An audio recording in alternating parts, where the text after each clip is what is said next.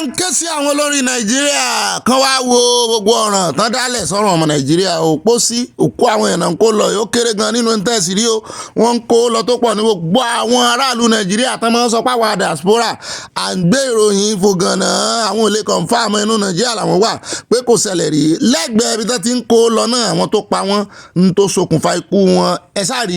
àwọn káò tán ni wọ́n gbọ́dọ̀ fọwọ́ kàn mọ́ táwọn olórí ogun nàìjíríà ni wọ́n gbọ́dọ̀ fọwọ́ kàn mọ́ àwọn màálù wọ́n tún tò lẹ́gbẹ̀ẹ́ àwọn tí wọ́n pa torí ọ̀rọ̀ màálù náà kó lọ lẹ́gbẹ̀ẹ́ wọn yìí níbo ló ti wá ṣẹlẹ̀ wọ́n ní Riyom community ní Plateau State gbogbo àwọn tẹ́ ẹ parí 27 victims ni wọ́n ń gbé lọ ìtàn fẹ́ lọ sin mass burial torí àwọn ìròyìn kan wà ní ìsìn bá a ṣe ń pariwo pé ìròyìn fògànà fake news pọ̀ ń ta àwọn tó jẹ́ ojúlówó ìròyìn wọ́n tún ti fẹ́ mọ́ sọ di fake news má wà gan lọ́wọ́ wọ́n ti fẹ́ mọ́ sọ pé irọ́ ni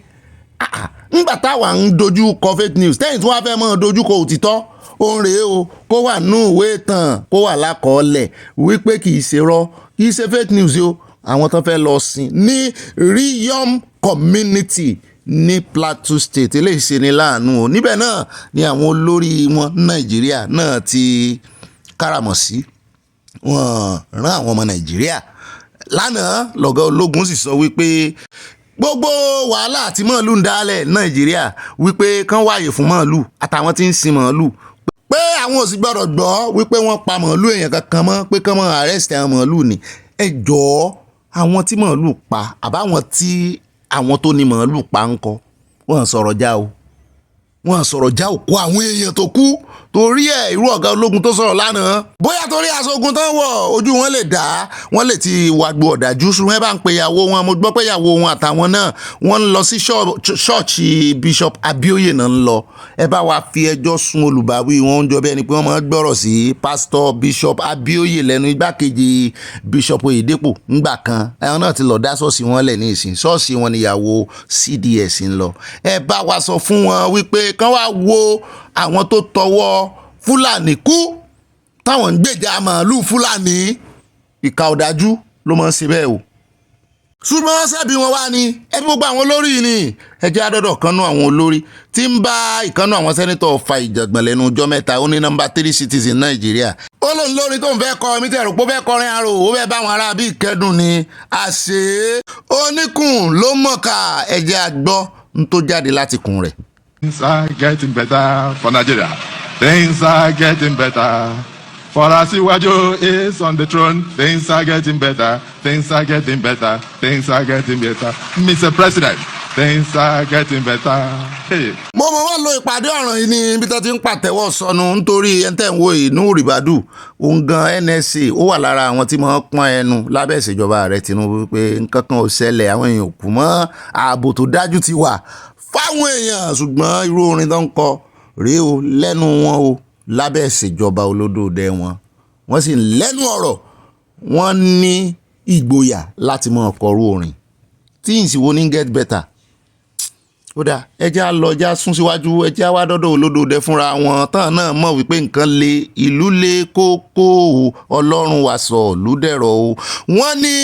kí àwọn gómìnà tó wà lábẹ́ ìṣèjọba àwọn wọn ní kán wẹ́ẹ̀tì grand túmọ̀ ẹ̀ ní wípé kán bomi wọn lẹ̀ díẹ̀ àwọn èèyàn ń pariwo ju ìnira ìpẹ́ bomi wọn lẹ̀ díẹ̀ fowó dí wọn lẹ́nu díẹ̀ àbí kí ni ìsúnmọ́ kán bomi wọn lẹ̀. are still complaining at grassroots. To you, the governors, you have to wet the grass more.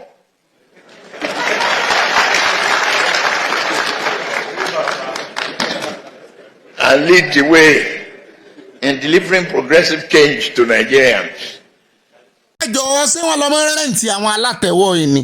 ṣùgbọ́n láti bí àti mo ti rí àtẹ̀wọ́ táwọn Uganda mo ti appreciate àtẹ̀wọ́ olódòdẹ díẹ̀ o bó ti ẹ̀ jẹ́ wípé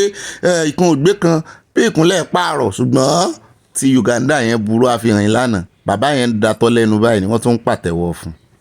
wọ́n ní kán wẹ́ẹ̀tì grand fún yín o kankan bu díẹ̀ nù kìnìún àbí bẹ́ẹ̀ yẹn bá ní àgbá omi kan lé tó bá fẹ́ wẹ́ẹ̀tì grandi tó bá fẹ́ fomi fọ́nlẹ̀ bóyá ó fẹ́ gbálẹ̀ ni àbí bóyá eruku pọ̀ táìmù ẹ̀rùn ó fẹ́ fomi wọ́n lẹ̀ yóò kàn wọ́n náà ni kò ní bu púpọ̀ ń bẹ́ẹ̀ wọ́n ní kánmọ́ bu púpọ̀ nú àpò ìṣúra wọn gómìnà náà ń bá wí o pé kankan wet grand ẹ gbọ́ sọ̀rọ̀ yẹn mú yẹ̀sì wá ẹ já kó mbẹ́ já dọ́dọ̀ ọ̀gá ọlọ́pàá yìí ó ti rìtáyà ogunlọ́gọ̀ àwọn ọlọ́pàá ní wọ́n ń jáde báyìí tán wá ń sọ iye tán ń gbà at retirement nígbà tẹ́yìn ń fojú àwọn èèyàn gbolẹ̀ nígbà tẹ́ wà ń service ṣe é gbọ́ràn ibi tí yín di nígbà náà. The lump sum they call me this morning I should come and sign for my lump sum. The lump sum signed for me is 2,870,451 naira. My pension arrear is 706,915 naira. My pension arrear. sẹ́yìn náà ń gbọ́ ó ní wọ́n tẹ àtẹ̀jíṣẹ́ sóun láàárọ̀ ọjọ́ tí ń ṣe fídíò yìí pé kóun wá gba owó tabua the lump sum ó nígbà tóun ó kà 2 million owó tí ò tó mi ná láàrin ọ̀sẹ̀ méjì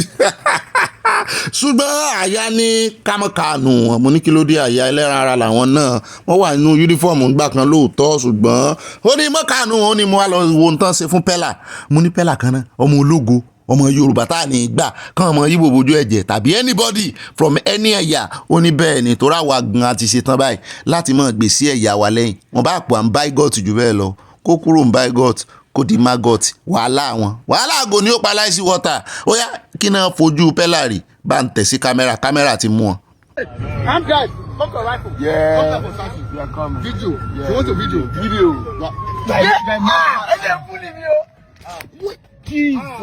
Àyà mo ti rí o wọ́n ṣe kànú lóòótọ́ bó tẹ̀ jẹ́ pé ọmọ yìí dá sáwàdà at the end of the day wọ́n gbá ní nǹkan lórí gidi ni o ó sì ti sọ lóhùn òní mú kékeré nítorí wípé ẹ lè torí pé ẹ dáńdúró tóun ṣe fídíò tẹ wá ń bọ́mọ kékeré wọ̀dí mú jà wọ́n ti ń pariwo ẹ̀tẹ̀ okó ìbọn ẹ̀tọ́ ó ti fẹ́ yin ìbọn lu ọmọ yìí ọlọ́run ló yọ̀ náà o ọmọ yẹn kàn dá sáwàdà díẹ̀ ni àwọn tó wá ń ta ló ṣẹ̀ ń wá sọ wípé ó mọ̀ wípé celebrity ni àwọn kọ̀líìgì ọlọ́pàá yẹn ló ṣẹ̀ wá ń rọra já sí wípé ó ti ṣe lé ìbò ṣùgbọ́n nǹkan kan tó wá jẹ́ ìyàlẹ́nu gbà fún mi ni wípé mi ò mọ̀ bóyá àwọn ọmọ Ìgbò yìí wọ́n mọ̀ lọ sábẹ́ post pẹ́là láti lọ sí ẹ̀tanú ni tẹ́ ẹ bá rí wọn ní ọlọ́pàá yẹn gan ọba tí yín mọ̀ mo ní kò ní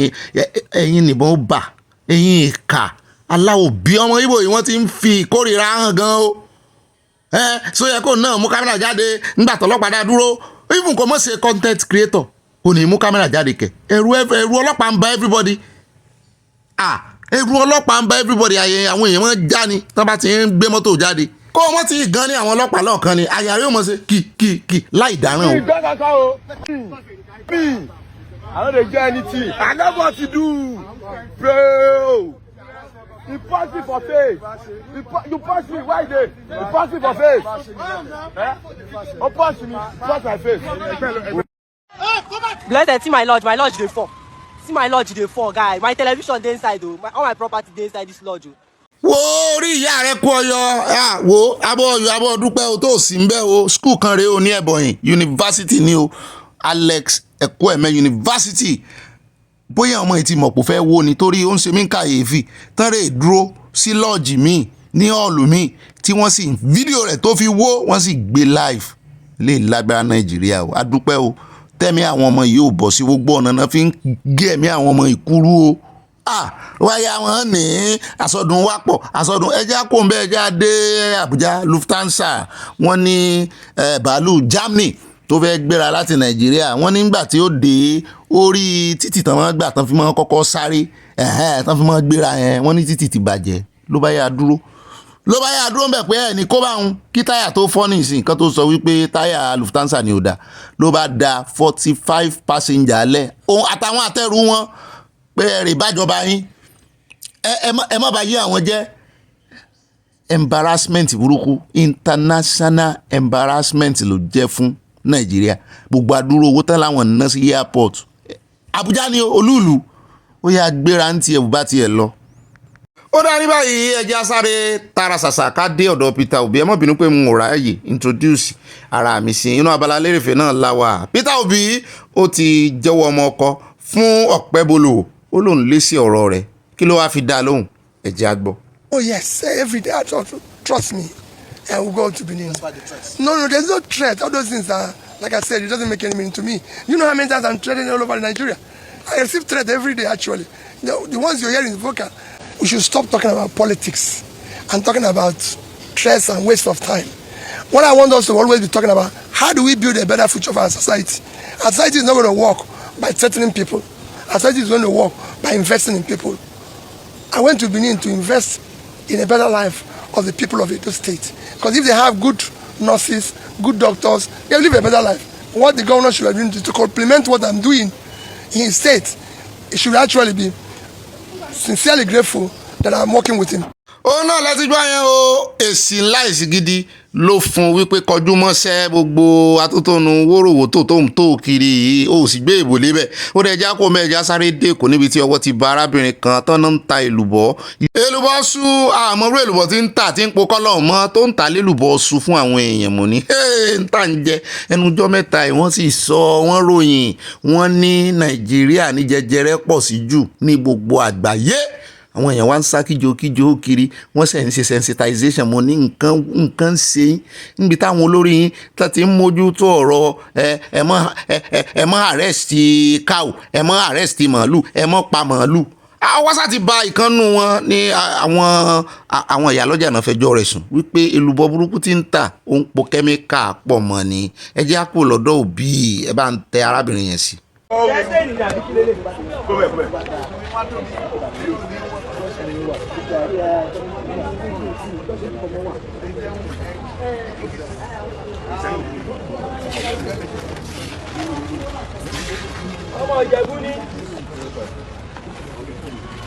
Ó náà lẹ ti gbọ́ yẹn o, wọn lọ́mọ Ìjẹ̀bú ni ẹ mọ̀ àwọn tí wọ́n kó èrè oko wá lọ́jọ́ Sunday wá sí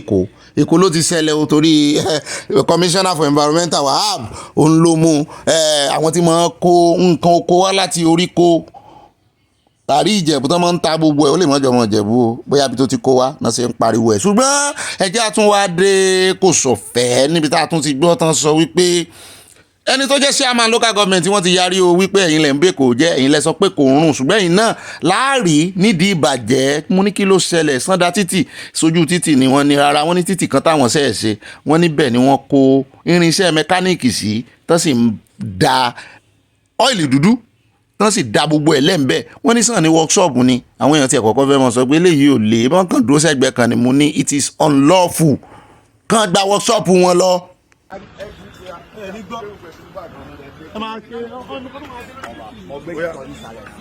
Ó dá ẹjẹ́ wá sáré dàbújá lọ́dọ̀ Ṣèyífódì látìgbà tó ti ṣe ọjọ́ ìbí rẹ̀ tó ti náwó nára tí èrò ńlá àwọn èèyàn jàǹkànjàǹkàn tán péjúpéjọ síbẹ̀ bẹ́ẹ̀ náà níbẹ̀ ni àṣírí ti tú wípé iye owó tí Wike ná sí ICC ní venue tán ti ṣe wípé kò yẹ kán ná iye àwọn tó lọ tán bá ṣàjọyọ̀ wọ́n ní àwọn ńláàgùn bẹ́ẹ̀ ni wọ́n ní 37 billion naira tí Wike ló ná kò wá justify ṣùgbọ́n ìyún nǹkan la wá sọ láti ìgbà náà la bá tún gbọ́ pé ó tún ra Lamborghini lọ́wọ́ Nàìjíríà bá ń pariwo pé lẹ́sù ṣe télọ̀ Ṣèyífódì wọ́n ní télọ̀ ló ń ṣe bó ló ṣe wá jẹ́ ibo ló ti rówó sí adúrú pàtì ó tún jáde ó tún ra Lamborghini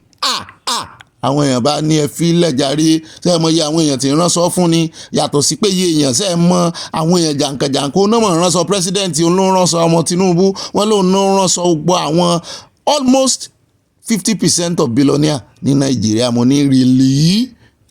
olówó ni o billionaire tí ń ránṣọ billionaire bẹ́ẹ̀ ni télọ̀ yàtọ̀ level yàtọ̀ level ló wá fi ń hàn yín báyìí wo lè iṣẹ́ rẹ̀ gan bó ṣe rí ẹ wo àwọn èèyàn tí ń bá ránṣọ díẹ̀ nù wọn la fi hàn yín ẹlòmíì máa ń ta àkàrà tó wọ́n fi ń soríire ẹlòmíì máa ń ta búrẹ́dì tó wọ́n fi ń soríire ẹlòmíì ń ta aṣọ tó fi ń soríire gidi tó yẹ pé àwọn tí ń ta aṣọ fún level yàtọ̀ ó yàtọ̀ síra wọn o. Mo máa arákùnrin kan náà tó náà ń ṣe fìlà lásán ló máa ń ṣe fìlà Yorùbá fìlà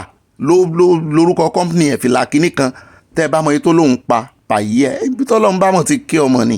mo ti rí èèyàn tó náwó náírà tó ná millions tó fi sí ṣọ́ọ̀bù ńlá ọkọ rẹ̀ sí fún gbòòyà náà sọ fún wọn ní kórè mọ́ ta nǹkan tó bá ní í ṣe pẹ̀lú omi lòun wá ń wò pé kí ló ní í ṣe pẹ̀lú omi ó rò sí òun kóun ló mọ ta pure water ni wọ́n ní kì í ṣe pé kó rọ̀ mọ́ ta omi ṣùgbọ́n tó bá ní í ṣe pẹ̀lú omi ó lè mọ́ ta oúnjẹ ó lè mọ́ nígbà tó tún dọ́dọ̀ wòlíì ní kó rè mọ́ tógi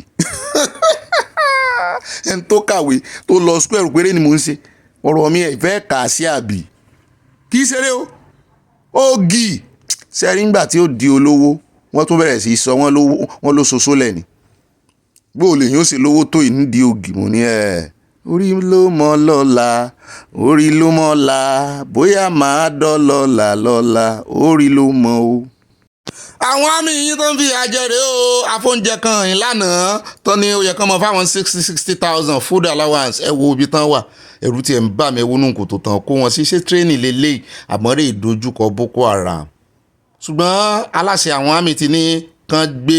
ìwádìí dìde lórí ẹ̀ wọ́n kàn mọ́ fìyà jẹ àwọn ọ́fíìsà ẹja kó ń bẹ́ẹ̀ jẹ́ àdọ́dọ̀ ìyá ẹ̀ ó ń wá àwọn ọmọ méjì wọ́n ní tẹ́nàntì tí láńlọ́ọ̀dù àwọn ṣẹ̀ṣẹ̀ gba ọmọ Ìgbò lóde tí wọ́n ra àwọn ọmọ ń ṣẹ́ tán tẹ̀lé wọn jáde àwọn ò tí ì rí wọn kán wọlé wọn ní. tọmọ àtàwọn àrí wọn látàgò bíi méjì. ẹ rí Ìgbò yẹn mọ́. mi rí wọn àtẹ̀gbọ́n àtàbúrò. wọ́n wá gbalé sílẹ̀ yín. bẹ́ẹ̀ wọ́n ń gbé níjẹ́ mi wọ́n dẹ̀ dé níjẹ́ ta. wọ́n sì ti gbọ́ ọmọ lọ báyìí. mi ọmọ mi ò owó kan wo ni wọ́n fi ilẹ̀ fún ẹni láńlọ́ọ̀dù yín. wọn ò forúkọ kankan lẹ̀ o. irọ́ o láńlọ́ọ̀dù báwo náà ṣe máa gbalé láì forúkọ lẹ̀ kò pọ́síbù. bọ́ forúkọ lẹ̀ ńkọ́ àwọn ìyá yìí náà rìn dín díẹ̀ Ọlọ́run dáríjì mi náà wọ́n rìn dín díẹ̀ jàre ọmọ lèyàn wá máa fi táìmù yìí làwọn èèyàn máa fọmọ ta fàlàjù àbí ẹni á mọ̀ bù ó dá ẹ bá wa wá ọmọ rẹ̀ o gbogbo ẹ bẹ́ẹ̀ bá rọ ọmọ kan tí ń rìn gbèrègbèrè àbí bẹ́ẹ̀ bá rí èèyàn kan ọmọ Ìgbò náà pé ó ń jọ bí ẹni pé wọ́n fẹ́ bẹ̀rẹ̀ sí ní ránró gidi báyìí ni ọ̀nà táwọn fẹ́ mọ́ gbà ránró wọ́n ti sọ wọ́n náà fẹ́ mọ́ yí orúkọ padà sí orúkọ Yorùbá báyìí wọ́n fẹ́ mọ́ ṣe change of name wọ́n fẹ́ mọ́ ṣe affidavit wọ́n mú kínní níbàdàn gan ni láti gba ilẹ̀ yín o mo sì sọ mo ní ọ̀tá òde àti ọ̀tá ẹ̀yìn ọ̀tá tí ń gbẹ̀yìn wọlé àti èyí tó wà lóde ọ̀tá inú ilé náà wà ń bẹ̀ o tó ń ṣe ìlara. ṣe dé ní aago méjì. mo lè iṣẹ́ wo lẹ ń ṣe. télọ̀ ni mí bọ̀ ó ti ẹ̀rẹ̀ mi ìfẹ́ lọ bí iṣẹ́ lẹ́ni bàbá wọn ló ń sáré mọ́ mi lọ ìgboro bọ̀ bó ṣe di bí aago bíi méjì ni mo ti wé pé àwọn ọmọ yẹn á ti dé kí n tètè lọ bá wọn ìgbà tí màá dẹ̀ fi délé mo ti ẹ̀ bá gbogbo wọn tàtàn ṣeré àṣàna ibo ló ti ń bọ̀ àṣàna lẹ́gbọ̀n jẹ́ ó ní àǹtí tó ṣẹ̀dé yìí ló bẹ̀ ní Hollandia yogurt ó lóun dẹ̀ wá wọn délé lóun òbí wọn ó lóun àti wà ìyá eléyìí tó jẹ́ àbúrò ẹ̀ tí wọ́n gbé lọ ni mo wá dà pé wà ìyá wọn kan ní wọ́n sáyé lọ bẹ́ẹ̀ yẹn àtàgò bíi méjì wọ́n á dé ni mò ń retí omi ò rí wọn mi ò rọ́mọ nǹkan tó ti wọ̀ wọ́n á dùn mí jù ní pé eléyìí tó jẹ́ ẹ̀gbọ́n ìyẹn ti kú òun lé látàárọ̀ eléyìí tó jábúrò ló ṣẹ̀mọ́ ọmọ lọ́lá ní aago bíi méjì àtẹ̀gbọ́n àtàbúrò àbí kankan. ẹni wọ́n ṣe gbalé sílẹ̀ yín ni. bẹ́ẹ̀ ni èmi iná pọ́jọ́ mẹ́ta. tán gbalé tákẹ́rù wálé. aṣáàlì bí mo ṣe yọjú nítorí bí mi ṣe rí wọn mo yọjú mo rí gáàsì mo rí pọ́ọ̀tù mo dẹ̀ rí pé wọ́n táìsì ilé. Look at the Ooni of Ife. You can't do a party without him being there. He's there. We're coming to the tradition. Front and center. We're coming to the traditional So rulers. this is the issue with Africa is not young people being young. All this youth noise. Maybe you're lying. Youth is not an ideology. Youth is a demographic. It's not an ideology. Youth has never made anything happen. Show me a country that was built by young people. Show me.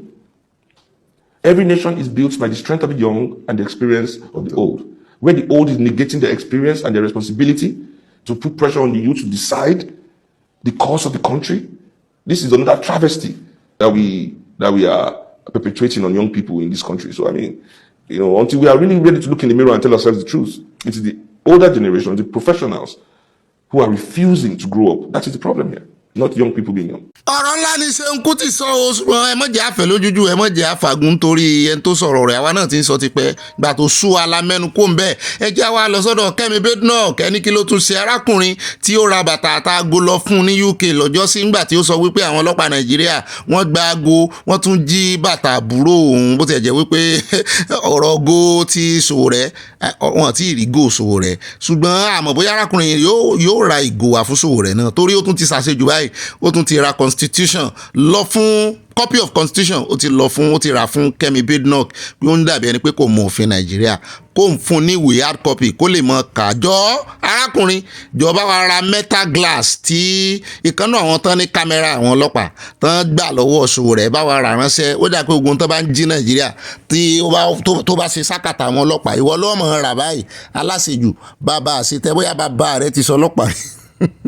onígò dúdú lójú.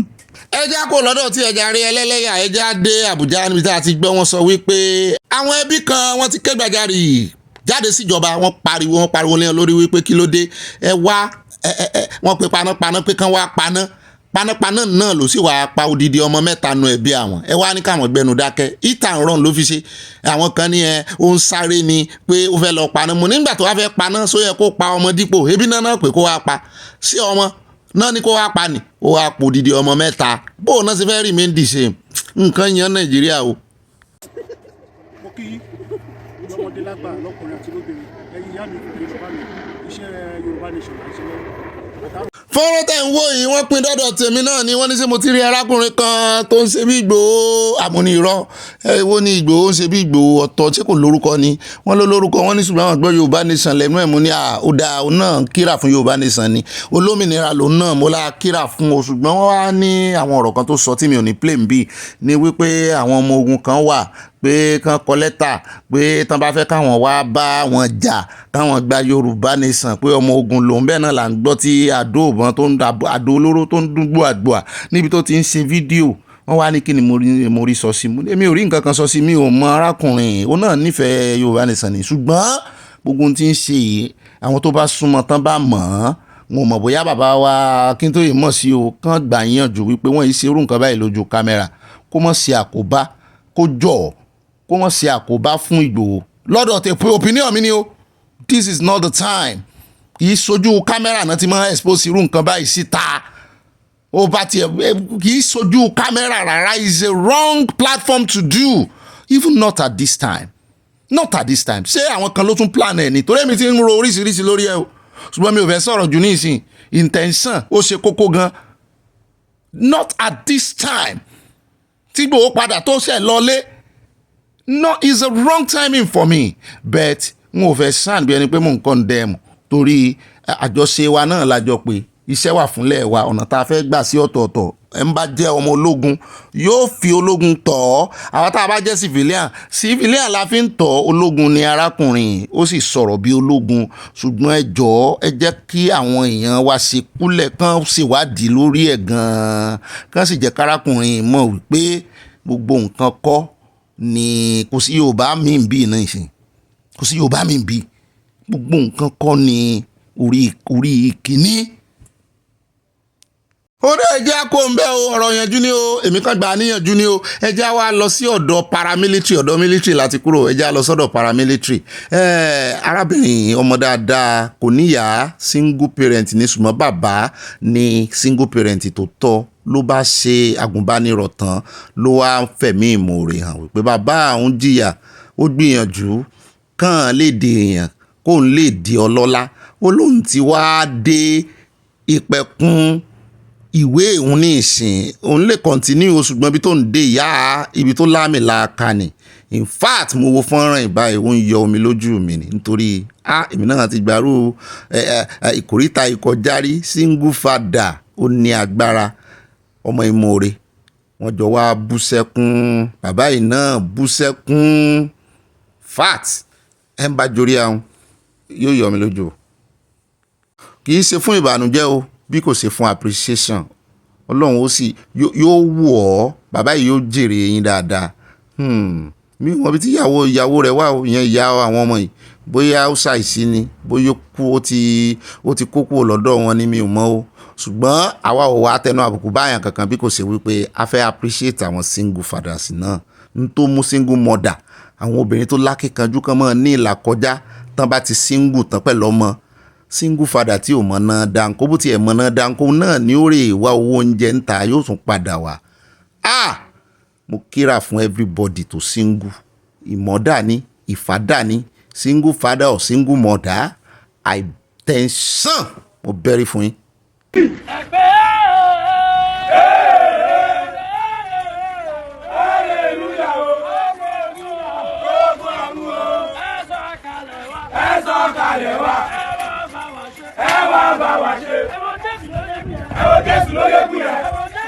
Sọ́nà kún ọjọ́ bí.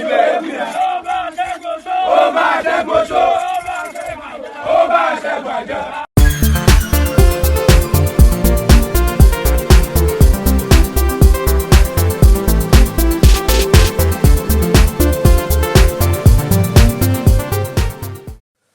Òkété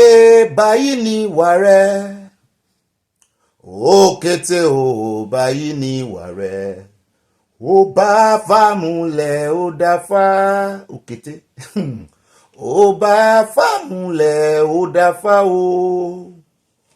òkété ṣé báyìí ni ìwà rẹ̀ òkété ò báyìí ni ìwà rẹ̀ ẹ bá fámúlẹ̀ ẹ dáfá kì í sókété kan nílẹ̀ Yorùbá ẹ bá ifá múlẹ̀ ẹ dáfá ó yá lé téńté àwa là á lékè wọn lé téńté a ó lékè wọn bí bàbá rèlú odò wa lé téńté mo ní lé téńté a ó lékè wọn lé téńté a ó lékè wọn bí bàbá rèlú odò wa lé téńté oṣó ilé ẹ jọ̀wọ́ mi ẹ̀yin fake prophet yóò ẹ jọ̀wọ́ wá torí ẹ̀jẹ̀ Sunday Igboho kòrò aké tó kẹ́ mọ́ bá jẹ ìwọ oṣó ilé ẹ jọ̀wọ́ wá ajé òde ẹ jọ̀wọ́ wá ẹ̀jẹ̀ wa kòrò aké tó mo ní lé téńté a ó lékè wọn ó di dandan lé téńté a ó lékè wọn bí bàbá rèlú odò wa lé téńté iṣẹ́ wa fúnlẹ̀ wa fún ilẹ̀ ìbí wa ká ṣiṣẹ́ ká ṣiṣẹ́ ká ṣiṣẹ́ ká jọlá ìgbàgbọ́ wa ni pé bá ṣe bẹ̀rù làbọ̀ mọ́ kàgbéga kàgbéga kàgbéga fàyè rí ìṣọ̀kan àtòmìnira ní kẹjẹ́ ká máa lépa ìtẹ̀síwájú fọ̀pọ̀ ire àtòhun tó dára ọmọ Oòduà dìde bọ́ sípò ẹ̀tọ́ rẹ ìwọ ni èmi ni gbogbo wa ní ìmọ́lẹ̀ ògo adúláwọ̀. Orin ẹ̀mí ló bá orin yẹn dé eléyìí tí mo kọ́kọ́ kọ lórí ọ̀rọ̀ bàbá Sunday Igboho ni lórí àwọn sìkàsìkà tó ń pera wọn lálájọ bí wòlíì wà nù wọn àfà wà nù wọn àwọn bá oníṣẹ̀ṣe náà wà nù wọn tán gbà fún Yorùbá nation tán believe wọn nígbàgbọ́ nínú òmìnira ìran wọn. Àwọn là ń báwí àwọn là ń fi orin sòkò ọ̀rọ̀ sí ìkànnì wọn jáde lánàá wọn ní bàbá yẹn tiẹ̀ tí wọ́n jáde parọ́ tipẹ́tipẹ́ mi ò mọ̀ rí n tó kàn sọ lánàá ẹni mò ń wò pé iṣẹ́ ọmọ Yorùbá lélẹ́yìn náà àbí àdàlú dàpọ̀ tó tilẹ̀ Fúlàní wá ṣùgbọ́n tán wá ń kílèmù Yorùbá ọ̀pọ̀lọpọ̀ àwọn ọmọ àlè ní o àyọsọ rárá ó ti táàkó báyìí láti gbéná wojú wọn ilé láti bẹ̀rẹ̀ torí Yorùbá lọ àbọ̀ a ní ilé láti kẹsàn-án ròde kì í ṣe pé Yorùbá sọ wọ́n sọ irọ́ àwa náà Yorùbá òwe wa ni tá a bá lẹ́nu àwọn bàbá wa àwọn àkísà kan ló lẹ́dẹ̀ wá nìyẹn ẹgbà mi ìṣẹ́jú mélòó kan wọn ò ní dárúkọ ìṣẹ́jú tẹ́ gbà mí ṣùgbọ́n ẹgbà ńlá ya ná program tá a ṣe lánàá inú bí mi díẹ̀ nítorí mo rí gbogbo bí àwọn àgbààgbà Yorùbá bọ́n ṣe ń wò dọ̀ báyìí ṣùgbọ́n àwa ti náà ní rí wọn fín nítorí ẹ̀ ṣùgbọ́n àmọ́ pàkíyèsí bá a bá wá tẹnubà wọn díẹ̀díẹ̀ náà kan mọ́ rántí pé ọmọ a mọ̀ pé bàbá rẹ̀ ṣàkíyèsí ń gbà mí ṣùgbọ́n a fi ìrẹ̀lẹ̀ ṣe kí ló dé tẹ̀yìn àgbààgbà ilẹ̀ Yorùbá ń wò à ń sọ títí látijọ́ yìí ẹ̀kan wò náà ni wo CDS Chief of Defence Staff tó jáde lánàá ó fiṣẹ́ rẹ̀ lẹ̀ ó fi egbò lẹ́hùn pàlàpàlàpà ó fiṣẹ́ rẹ̀ lẹ̀ nílẹ̀ Yorùbá náà ló ti wá ń sọ pé ẹ fáwọn ńlẹ̀ pé báwọn ẹran àwọn Fúlàní ó rẹpísẹ́ǹtì àwọn Fúlàní lánàá ní lọ́dọ̀ tèmi báwọn ẹran àwọn Fúlàní bá jẹ́ oko àwọn àgbẹ̀ kankan ṣé ẹ gbọ́ màmá wa Justice nìbàdàn ẹ̀yin náà ń bá wí o ẹ̀yin náà ń bá wí mo sì mọ̀ pé ẹ̀yin ó dìde ẹ sì ti kìlọ̀ fún gbogbo àwọn darandaran ó jọ bí ẹni pé wọ́n ti play video yín fún CDS ló ṣe wá fi ń sọ òkú ọ̀rọ̀ padà sí yín ẹ dìde ká ẹ múra gírí gbogbo ẹ̀yin ọmọ ọkọlẹ̀ Yorùbá ẹ mọ́ dúró de àwọn ọmọ àlè pọ̀ tó ti ń sọ èdè Yorùbá eré bàbá àlè náà pọ̀ kì í sọ ọmọ àlè nìkan bàbá àlè náà pọ̀ torí àmọ́ làbá ìkókó ìjẹ́ ti bàbá kan tọmọ kó mọ̀ làálàá bí tí mo ti mọ̀ mo wo fídíò kan lánàá tẹ́ ẹ bá rí ó ń sọ Yorùbá báyìí Yorùbá ìlú òkè inú mi sì ń dùn ṣùgbọ́n nígbà tí ó fi parí ọ̀rọ̀ rẹ̀ ó lọ́mọ Fúlàní lòun mo ní wo bó ṣe ba gbogbo ẹ̀ jẹ́ láti bẹ̀rẹ̀ ìwọ ọmọ Fúlàní mi ò tètè gbàgbọ́ so nídìí èyí wọ́n ti da lórúkọ wọn sápá nílẹ̀ Yorùbá o ó ti lúpọ̀ mọ́ra wọn bá ṣe yanjú rẹ̀ ló kàn báyìí o àwọn náà ti ní orírun ńlẹ̀ Yorùbá àwọn náà ti ní agboolé wọ́n tiẹ̀ tún ti ń kí oríkì wọn mú orí kan tó ń kira rẹ̀ ní ìkì Yorùbá báyìí ìgbà tí ó fi parí rẹ̀ náà ọmọ Fúlàní ni ẹ̀ ń béèrè bí ó ti wá ojú lọ́rin náà lọ ibẹ̀ náà gbalẹ̀ sí ibẹ̀ náà ráàyè sí ibẹ̀ ní ìdun wọn ti ń ráàyè nù tìmùtìmù Ìlọrin náà ni nídìí èyí gbogbo ẹ̀yin tẹ́ ń gbàbọ̀dé fún ìran Yorùbá ẹ lè mọ lára Sunday Igboho ẹ lè mọ lára rẹ o pé sóun nìkan lọ́lọ́run gbádé fún ni sóun nìkan lògo rẹ̀ sóun nìkan ló yẹ kán mọ́ pariwo torí ara àjà lára tá à ń jà pẹ̀lú àwọn bàbá yìí nìyẹn bí ẹ sọ Yorùbá nìsan Sunday Igboho Bánjí Akíntóyè àwọn méjì tẹ́ ń dárúkọ nìyẹn àwọn méjì mo fẹ́ rọ àwa náà ẹ jẹ́ ká fi ọgbọ́n sí kinní yìí o gbogbo wa ẹni tó bá ti ní àní kéèyàn kankan mọ̀ wá so ti yé ṣùgbọ́n àwọn tá a rí láàdárúkọ náà ńgbà àpọ̀jù ìwọ náà gbogbo ìgbà àpọ̀jù Yorùbá ní ìsìn ìwọ náà ti ẹ̀ sọ nǹkan kan tá a fi dọ́ ọmọ ọba ni ìjòyè ni sọ nǹkan kan tá a fi recognize pẹ̀lú rẹ kó wá wò bóyá àní gbé ọ sórí bá a ṣe ń gbé Sunday Igboho sórí kí nìjà lára iná tẹ́ ẹ fẹ́ fi ba nǹkan jẹ́ tẹ́ ẹ sì ń wò dọ̀ torí ẹ̀ mo ṣe kọrin gbígbá bá rèlú odò fún yín èyí lẹ́ lórin ẹ alẹ́ téńté Ọlọ́run ó gbà fún wa kò sí tẹ́ẹ̀sì o bọ́lọ́run bá dé tó bá gbèsè rẹ̀ dé yóò láàrin yín kọjá báyìí pẹ̀lú ọwọ́ agbára àti iná kò ní iṣẹ́ ìran yín kankan kù torí abomination lẹ́fẹ́ máa jẹ́ fún wa nǹkan èèwọ̀ lẹ́fẹ́ máa jẹ́ fún wa nílẹ̀ Yorùbá a sì ń pọnmi sínú amù a sì ń pẹ́ sí ń lùndì ṣùgbọ́n wọn ò ní gbà kan múnú bí mi ayọ̀ la fi ń pọ̀ tiẹ̀ lórí ìkànnì bíi bẹ́ẹ̀ náà ni lórí ti orin iṣẹ́ wà fún ilẹ̀ wa iṣẹ́ pọ̀ fún ilẹ̀ wa sẹ́yìn náà ti rí báyìí kì í ṣe kèrémí o ẹ mọ́ Sunday Igboho yóò dáa fún ọ orúkọ là ń pọ̀ bá aládé kéèyàn nírú dojúkọ tó yìí pàápàá jùlọ látàwọn èèyàn ọ̀dọ̀ àwọn èèyàn rẹ̀ kó sì túmọ̀ dúró ti rí wo bàbá padà lé kárí ìṣẹ́ra wa ń gbò kárí ìgéra wa jẹ àti bàbá àtọmọ èyí tó jọ́ máa lè ká lè dànù èyí tó jọ́ ọmọ ọkọ kó dúró nú àwọn ọba àwọn ìjòyè àwọn olórí ìlú àwọn politician tàbá tí ìbẹ̀rẹ̀ lé a lè rí ẹ̀sọ́ kankan kóròdé o èmi ò sọ pé ẹ gbójú kò lára àwọn Fúlàní o ẹ rí pé bí ṣe ń lé sí báyìí àwọn tiwa tó ti gbàbọ̀dè silence wọn wọ́n ń kọ̀ǹkọ̀ pẹ̀lú wọn ni mo ti pẹ́ jù lórí ẹ̀ wọ́n ń kọ̀ǹkọ̀ pẹ̀lú wọn ni ẹ jẹ́ ń káde gbogbo atótónu mi ńlẹ̀ wọ́n ń kọ̀ǹkọ̀ lò pẹ̀lú wọn ni pẹ̀lú silence wọn wọ́n bóyá sì ti gbowó ẹ̀yìn wọ́n lè ti gbà á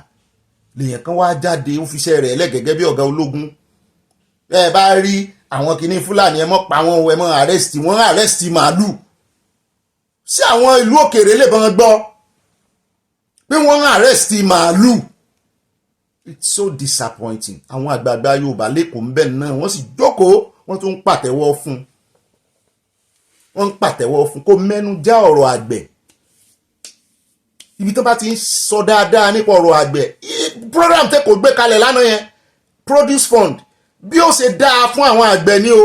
ṣùgbọ́n wá lọ da ọ̀rọ̀ Fúlàní ọ̀rọ̀ màálù pé abọ́ lẹ́sìn mọ́ sọ̀rọ̀ àgbẹ̀ tẹ́ẹ̀ ní dárúkọ ọ̀rọ̀ àwọn Fúlàní àwọn ọmọ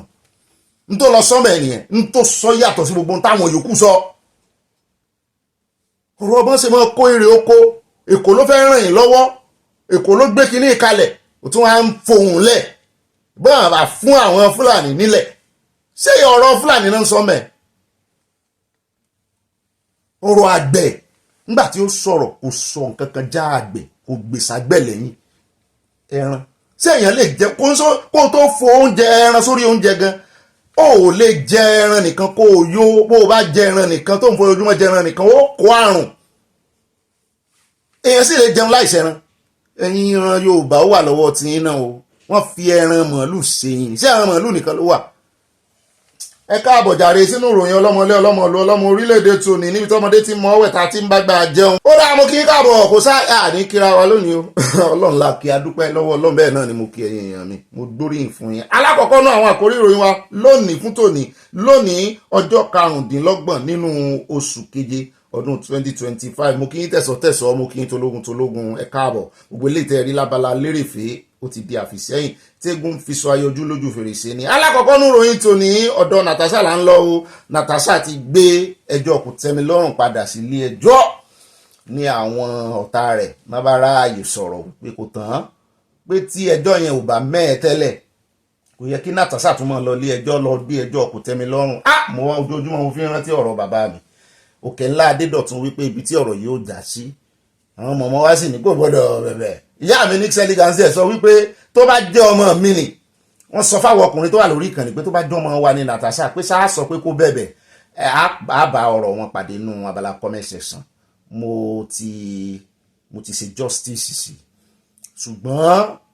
àwọn tí ẹni sọ̀rọ̀ kó bẹ̀bẹ̀ mọ́ bí tán bá lè fagún dé òun náà ti ní òun ráyè fagún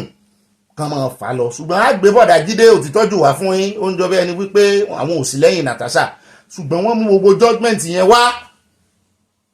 pé ibo la ti rí ọ̀dà ń bẹ̀. mo fẹ́ ká tẹ́tí gbọ́ ó lè bí inú díẹ̀ o àwa tá a wà lọ́dọ̀ Natasha ó lè bí inú díẹ̀ o ṣùgbọ́n mo fẹ́ kẹ́ ẹ gbọ́ ẹ jẹ́ ká fi ojú wípé ẹjá ti ẹ̀gbọ́n tán fẹ́ sọ náà kó mọ̀ di wípé à ń fi torí pa wà lẹ́yìn Natasha àfẹ́ gbọ́ ẹ jẹ́ ká wo judgement yìí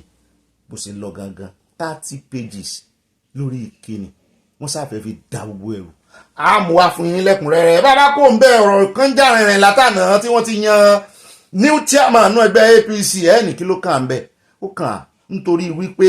burúkẹ́rẹ́ wọ́n ní bẹ́yàn bá fa gbùrù ó fa igbó ni ó ti ń fara wọn kó mọ́ sì fara wọn já kó fàjà lọ́dọ̀ wọn nínú tiwa ó dùn sí ṣé a máa tàn sẹ́yìn lánàá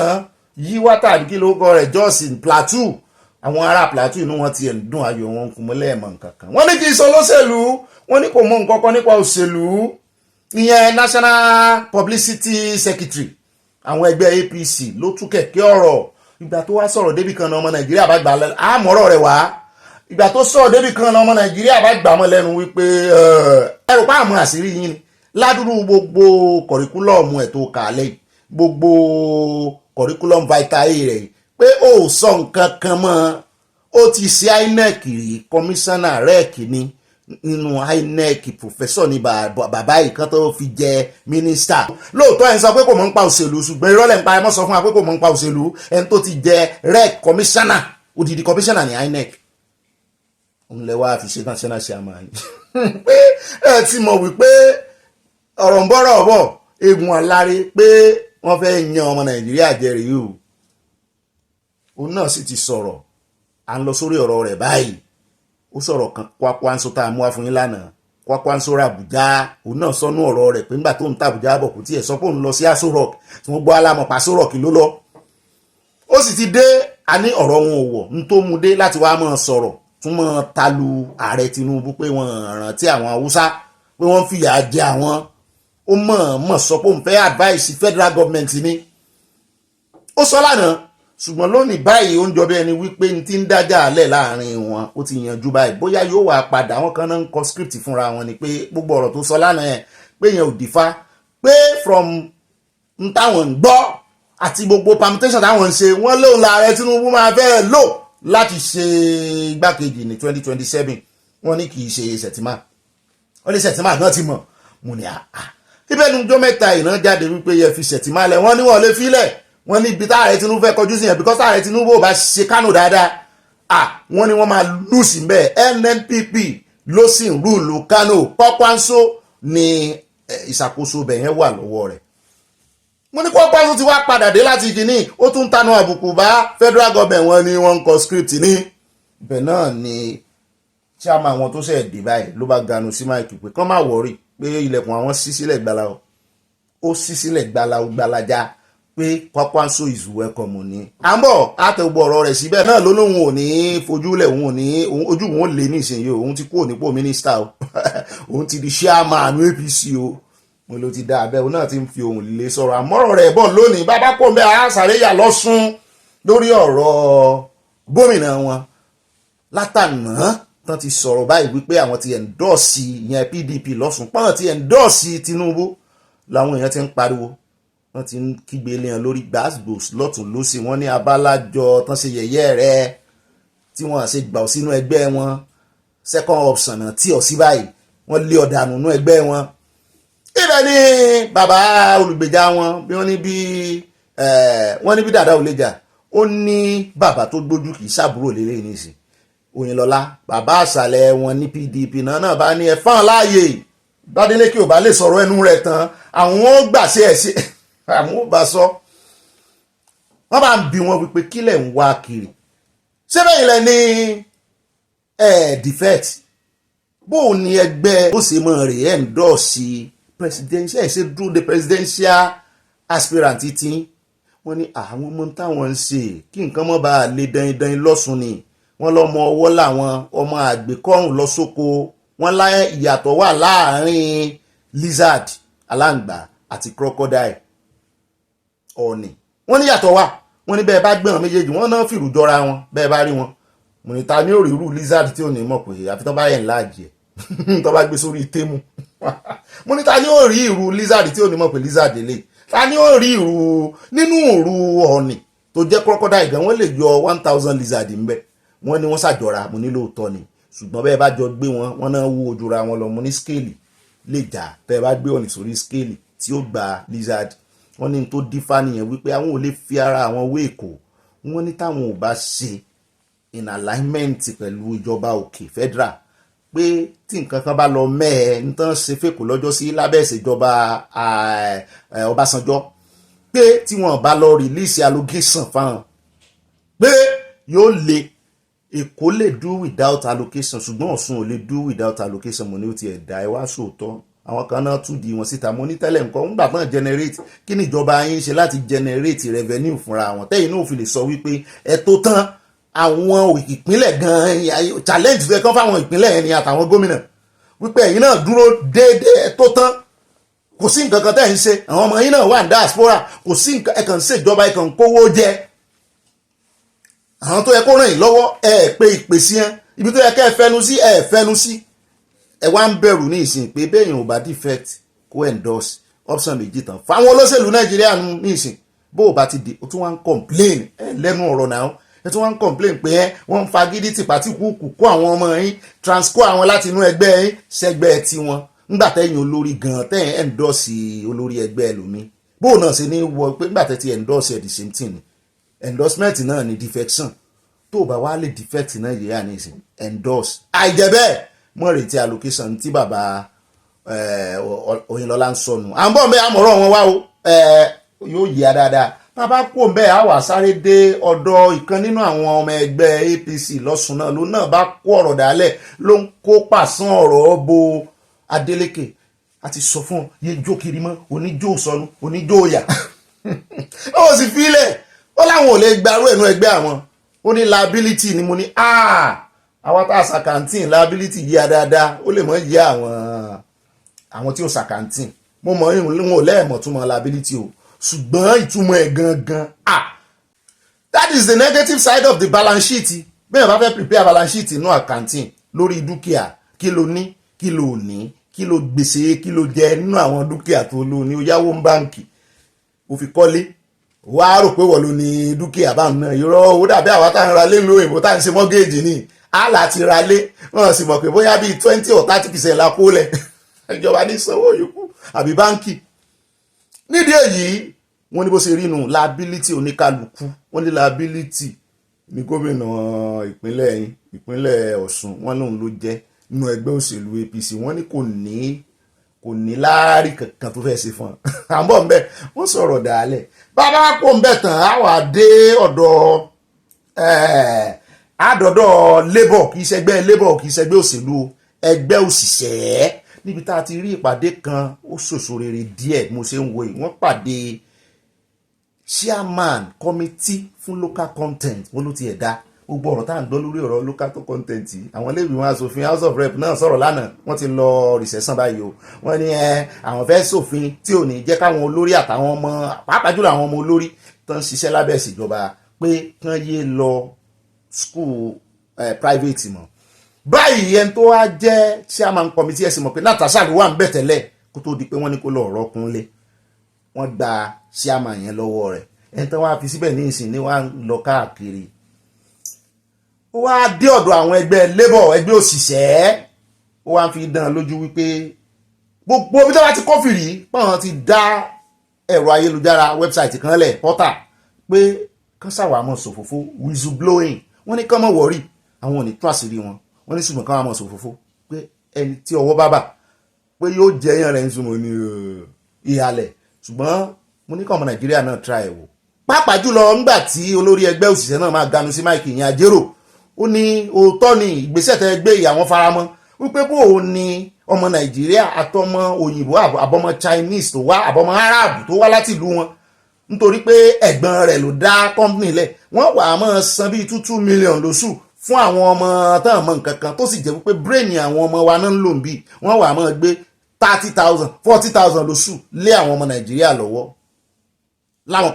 Chinese company wọ́n ní àwọn ọmọ Nàìjíríà orí ọ̀fẹ́ ti wà fún yín báyìí báwo ìkẹ́ ẹgbọ́ báwo ìkẹ́ ni wọ́n ń parọ́ náà àníkẹ́yìn náà gbégbèsẹ̀ náà wọ́n ní ẹ wá máa fẹjọ́ wọn sùn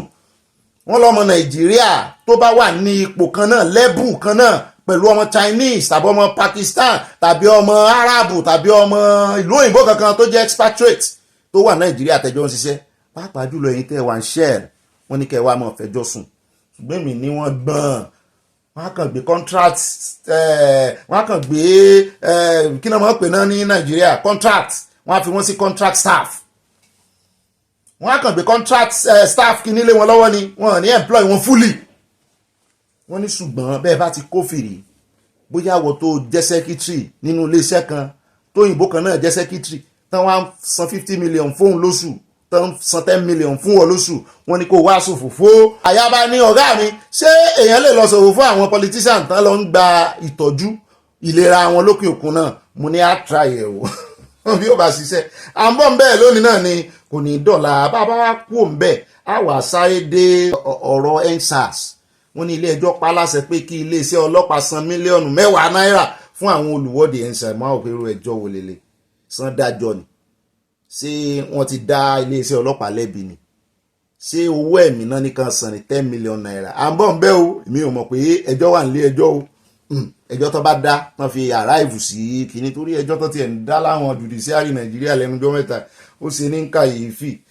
ó dára ní rí jùlọ lọ́nu gbogbo àwọn àkórí ìròyìn wa tí àjọmọ́ bá wà ẹ mọ̀ bá nú àkójọpọ̀ ìròyìn ní pápá ẹjẹ́ àtẹ̀wájú ẹjẹ́ wọnú abala tí ó mọ̀ tẹ̀lé abala sanu wọlé ó yá ẹsẹ̀ cheese mọ́ mi ádà òzúra ẹsẹ̀ musin ẹsẹ̀ ọlọ́ọ̀sàsínú ẹlẹ́sẹ̀ musan kẹ pẹ̀lú òyìnbó ẹ funkify kẹ wá sí pọ́ọ̀lì àfi pákà àti ya picture ayọ̀ wa wọn ní lo picture wa fún ìbànújẹ́ lágbára Ọlọ́run alákọ̀ọ́kọ́ nú abala tí sanu wọlé ẹjẹ́ adé ọ̀dọ̀ pẹ́lá ọmọ pẹ́lá yìí ọmọ ológo tí ògo rẹ̀ ò ní wọ́ mi tí ò ní wọ́ ọkùn àwọn kan wọn èèyàn hate ẹ̀ àwọn ọmọ Ìgbò náà dáàsìgbò lọ́tún lọ́sì eré lè tàbí hàn yín nínú abala lérèfé tí ó pàdé ọlọ́pàá wọ́n ti fẹ́ bùpa wọ́n ọlọ́pàá dá ìdúró ó mú fóònù jáde ó sáré ṣe kọ́ńtẹ́ǹtì òun ṣe bí content creator ni ṣùgbọ́n ọlọ́mọ ọlọ́pàá yẹn náà torí ó wà sọ́ọ̀tì ẹ̀ ń bẹ̀ ṣùgbọ́n wọ́n sáré kọfà ṣùgbọ́n lélẹ̀ ìbáyìí ó ti wá gbóhùn sókè ó láwọn kan ń bi òun tán mọ̀ òun pé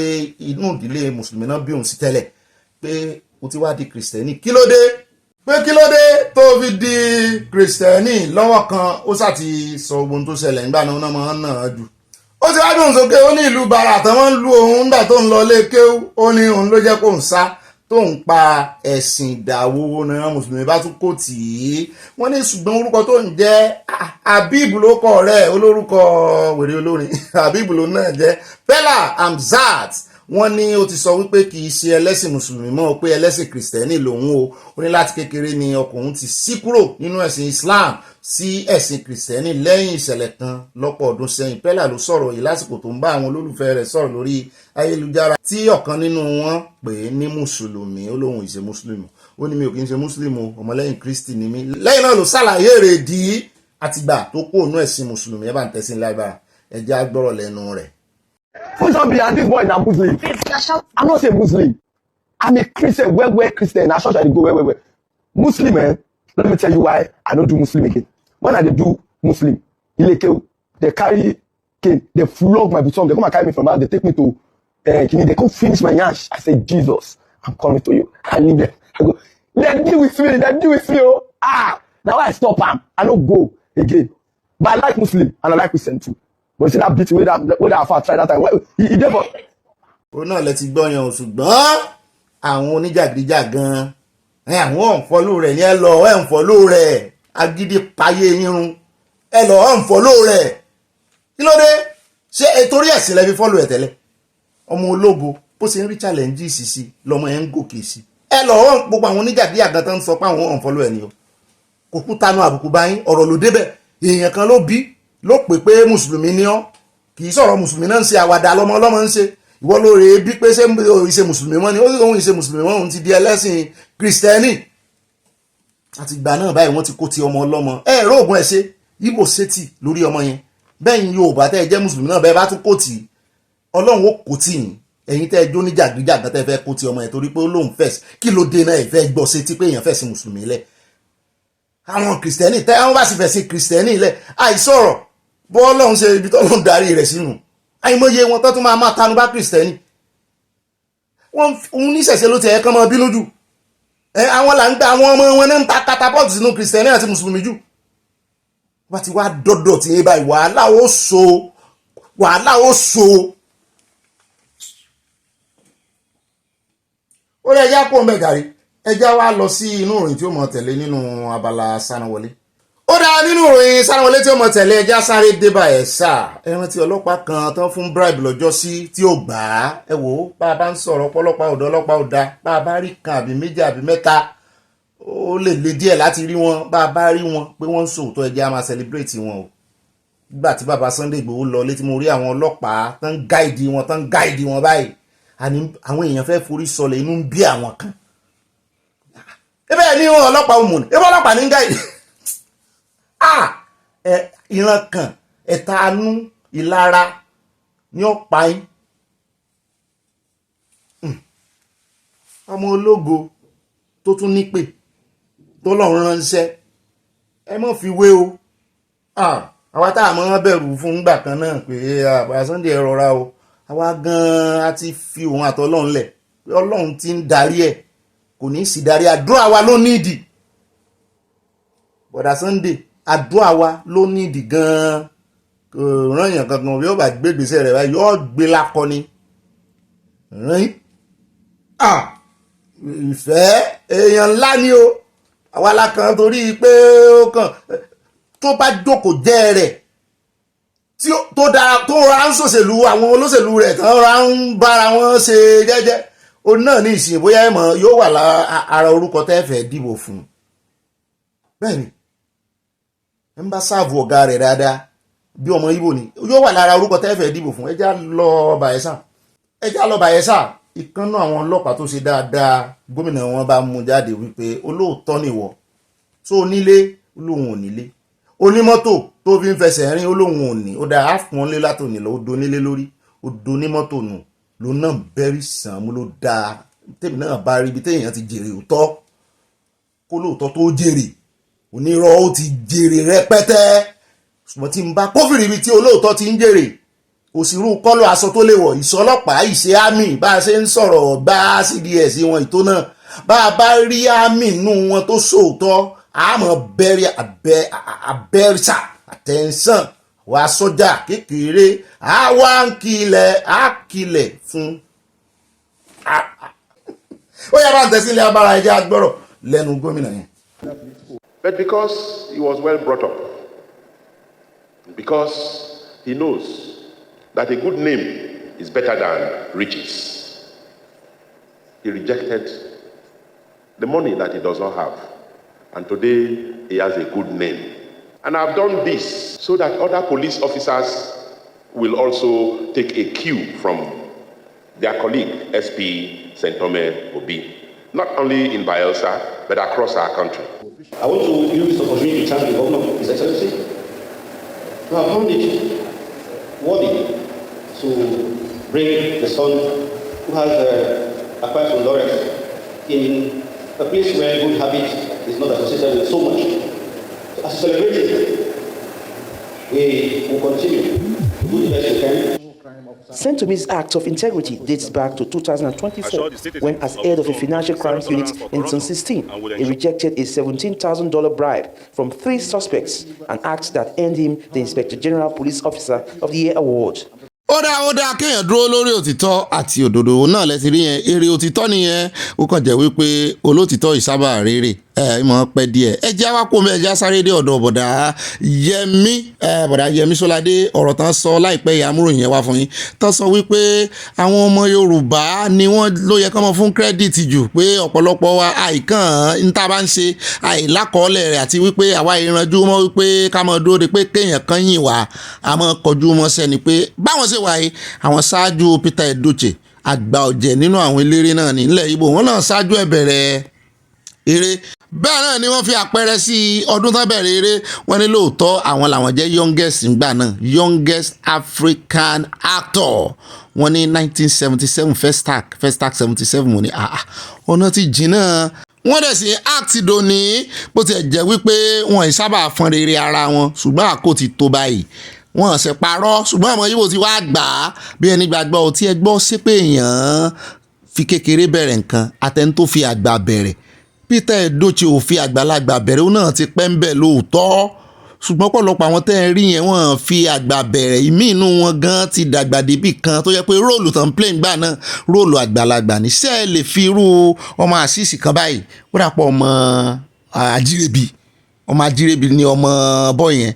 tó bẹ̀rẹ̀ eré ní kékeré ṣé ẹ lè fi wé àwọn ẹgbẹ́ rẹ̀ tí ń ṣeré ní ìsìn tàbí àwọn tó jùlọ díẹ̀ tọ́jọ́ ń ṣeré ní ìsìn ọmọ yẹn ṣáájú wọn bẹ̀rẹ̀ eré wọ́n ti ń lo ọmọ yẹn láti kékeré so ní díẹ̀ téèyàn bá léèyàn ṣáájú èèyàn bẹ̀rẹ̀ eré eléyìí kì í ṣe ọ̀rọ̀ wípé bóyá kínní ẹ wò àwọn ọmọ Ìgbò kan ń sọ ọ̀rọ̀ òṣì náà ń sọ lẹ́nu nígbà tí bọ̀dá Sọ́ládé sì ń sọ̀rọ̀ ẹ̀yin tiwa lágbèsí o tọ́balán tribalism tribal náà ni o kó everybody tribal yìí wọ́n ní kí ló dé tí ńgbà tó ń sọ̀rọ̀ tó lọ ń dárúkọ Peter Edoche pé òun ló bẹ̀rẹ̀ wàhálà pé Peter Edoche ti bẹ̀rẹ̀ eré láti 1960 pé kìnìkan mo ní in fact kí ẹ̀gbọ́n jẹ̀bi ẹ̀yìn rẹ̀ láwà ẹjẹ́ àpò ń bẹ́ẹ̀ ẹjẹ́ adélé Ifẹ̀ OAU là ń lọ skul gangan ànídóńgbòrò níbi tá a ti gbọ́ pé wọ́n mọ̀ ti mú dress code mo ní OAU mú dress code ọjọ́ wo ni mo wo fọ́nrán kan tó ń fọwọ́ tẹ àwọn ọmọ skul lára wọ́n fẹ́ ṣe exam ojú ara náà ti ń fọwọ́ tẹ wọ́n mo ní kí ni gbogbo eléyìí torí pé ẹ fẹ́ ṣàjọ̀dọ̀ obìnrin ló ń fọwọ́ tẹ obìnrin lára o ṣùgbọ́n wọ́n ní OAU báyìí wọ́n ti mú dress code ẹ gbọ́ kí ni dress code tẹ mú o. wọ́n ní àwọn ò ní gbà kí àwọn tí ń ṣe dreadlock kọ́mọ̀ ṣe dreadlock wà wọ́n ní fi yún sálà kọ̀kọ́ wọ́n náà ti bá ń lu imú tán lu oríṣiríṣi piercing àwọn ò ní gbà mọ́ fi yún sẹ́lẹ̀ kejì wọ́n láwọn onítàtú ńkọ́ wọ́n ní tán bá ti faṣọ bò ó wọ́n láyé àwọn tí bá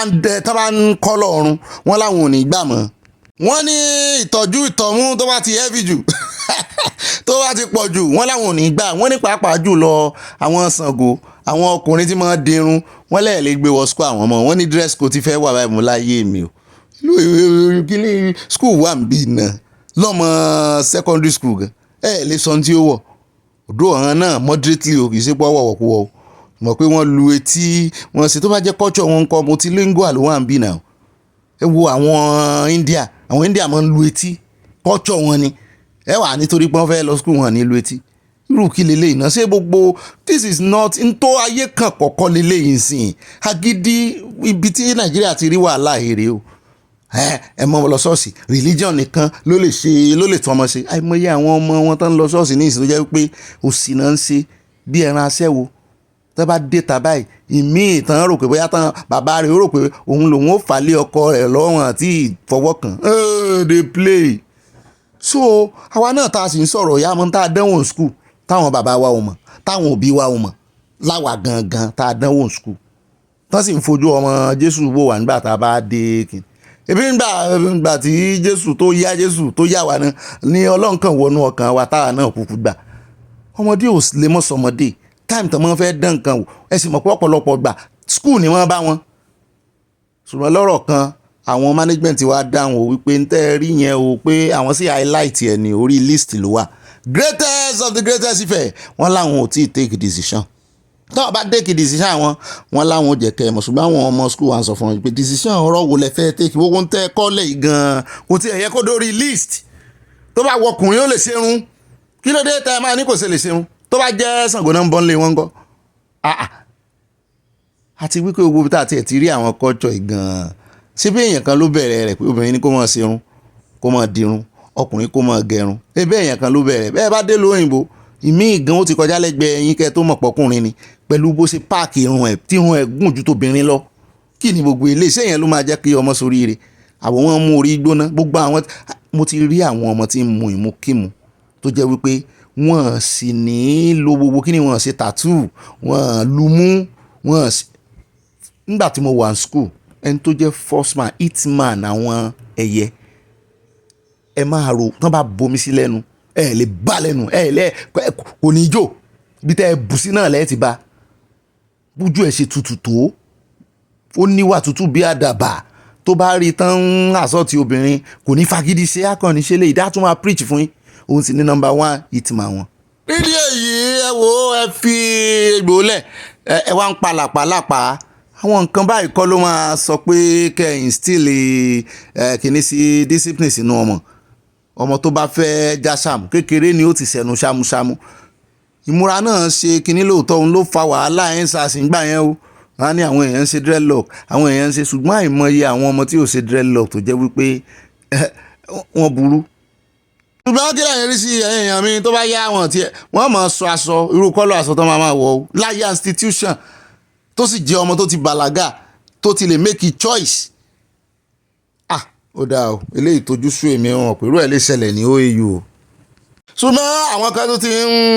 wọ́n ti ń gbé àwọn ọ̀rọ̀ kan o èmi náà sì ń wò pé àbí bẹ́ẹ̀ ni wọ́n nítorí wípé pro chancellor wọ́n ní Fúlàní ni ọmọ Haúsá ni wọ́n ní wọ́n fẹ́ mú jihadis wọ kìnnìún ní ọ̀nà owó lẹ́tún bẹ̀rẹ̀ wọ́n ní gbogbo ọ̀nà làwọn fi ń wò ó wọ́n nítorí ó jẹ́ nǹkan àjèjì wọ́n ní àkú lè sọ ṣé ìṣe ọ̀rọ̀ jihadis ó dáa o. ilé tá a mọ̀ fi káde irọ́ àti ìkáde gbogbo rẹ̀ ńlẹ́wọ̀n ẹjẹ́ sáré délé ìgbìmọ̀ asòfin níbi tí bàbá mi Adédọ̀tun Kìnlá àwọn náà sẹ́ndì fọ́nrán ìsinmi oúnjẹ bẹ́ẹ̀ ni pọ́ máa jẹ̀bù ni wọ́n láìpẹ́ Àwùjalẹ̀ wọ́n ní gbé eléyìí náà o ti ń gbé oríṣiríṣi lórí Àwùjalẹ̀ gbé eléyìí náà mo bá rí bọ̀dà Gbénga Daniels wọ́n kù wá dáadáa náà ganu sí máìkì wọn pé senate náà wà ní ìsìn náà bá ń sọ fáwọn akẹgbẹ́ wọn pé àwọn sì ní ìdí nǹkan mẹ́ta kan lọ́wọ́ wọn o wọ́n tọrọ nǹkan mẹ́ta wọn lọ́wọ́ wọn wọ́n ní kí lẹ fẹ́ sówó ni wọ́n ní kì í sówó lórí ọ̀rọ̀ Àwùjalẹ̀ àti àwọn ọmọ Ìjẹ̀bú ni àwọn fẹ́ kẹ́ ẹ bá ń dà lọ́lá ẹ̀ka kọ́kọ́ ṣe 1 minute silence fún náà wọ́n ṣe fún ẹlẹ́ẹ̀kejì wọ́n ní kán gbé àwọn ìgbìmọ̀ dìde kán rè kí àwọn ẹbí Àwùjalẹ̀ àti ìpínlẹ̀ Ògùn wọ́n ní wọ́n fọwọ́ sí wọ́n ṣe yes ọmọ kìíní tán máa ń lù mọ́lẹ̀ yẹn Àpábíò náà ló lù mọ́lẹ̀ lẹ́ẹ̀kẹta wá ni wípé wọ́n ní àwọn fẹ́ kán dá Àwùjalẹ̀ lọ́lá débi wípé wọ́n á immortalize ẹ̀ tán bá náà fẹ́ immortalize èèyàn ìtumọ̀ ẹ̀ náà ni wípé ẹ mọ̀ pé wọ́n ti pe orúkọ wọn ní school l'Ogun State wọ́n ti fi orúkọ wọn pe school kan ṣùgbọ́n wọ́n ní wọ́n fẹ́ kán wá nǹkan kan ní Nàìjíríà kì í ṣe l'Ogun State nìkan ní ààrẹ Tinubu ló ṣe yẹn in his own wisdom ṣùgbọ́n wọ́n ní kí Nàìjíríà ló fẹ́ ṣe lè báyìí ó dẹ̀ máa wà ní ìwé òfin bí for example kankan wo monument kan ní ààrẹ kan ní ọba Àwùjalẹ̀ Síkírù Adétọ̀nà kìíní kan sàpè ló kọ wọ́n lè sọ Aso Rock di ọba Àwùjalẹ̀ Aso Rock ó yẹ bá ń tẹ̀sí lágbára ẹjẹ́ àwòbó ṣe lọ nílé ìgbìmọ̀ asòfin bá wá padà dé káwá dé ọ̀dọ̀ àwọn diaspora. The state is asked to kindly also observe that in 2016, the paramount ruler established the Oba Sikiru Adetona Professional Chair in Governance at Olabisi Onabanjo University with a 1 billion naira endowment fund. The chair, launched with a professor and research faculty, became a leading center for governance in Nigeria. Hence, the university later renamed its School of Governance Studies in his honor, reflecting his commitment to education and leadership. The state is asked to please recall that beyond Ijebu, Oba Adetona was a stabilizing force in Nigeria's traditional and political landscape. His counsel was sought by presidents, and his neutrality in turbulent times earned him respect across ethnic divides. The state should please recall that he was passionate about the creation of a new state from the old Ijebu province, the only province left in Nigeria's history that is yet to have a stand-alone state, and I want tirelessly to see to his transition up to his time of demise. ó tọ́ ni o tó máa ń sọ̀rọ̀ pé wọ́n fẹ́ dá Ìjẹ̀bú state ilẹ̀ ọba Àwùjalẹ̀ Adétọ̀nà Síkírù tó wàjà wọ́n ṣiṣẹ́ takuntakun bẹ́ẹ̀ náà ni ààrẹ Tinubu kó yẹn wọn kéré ńlọ náà ló dífá fún bọ̀dà Gbénga ọ̀nkú Gbénga ni wọ́n ọ̀nkú Gbénga kámọ́ fi bọ̀dà pín ọ̀nkú Gbénga Daniels táwọn náà ti fìgbà kan jẹ́ gómìnà nípínlẹ̀ Ògùn àwọn náà ní ìsìn wọ́n wá gbé sórí gan-an wọ́n pàǹtẹ̀tì ẹ̀wọ̀n já rí dáadáa wípé tó bá ń sọ̀rọ̀ wípé wọ́n fẹ́ fún àwọn èèyàn ní ìpínlẹ̀ àwọn ò ní gbà pé wọ́n yọwọ́ kí láǹkó Ìjẹ̀bú Òde o bàbá yìí gbìyànjú gan-an ó dà ẹjẹ́ wa gbọ́ lẹ́nu president wọn ń bẹ̀ ìyẹn senate president bó ṣe fi òlùlù tébù wípé àwọn nǹkan mẹ́ta tí bọ̀dà Gbénga béèrè fún on behalf of gbogbo àwọn ọmọ Ìjẹ̀bú pé àwọn ti ṣetán láti fún Ìjẹ̀bú. The late royal father left behind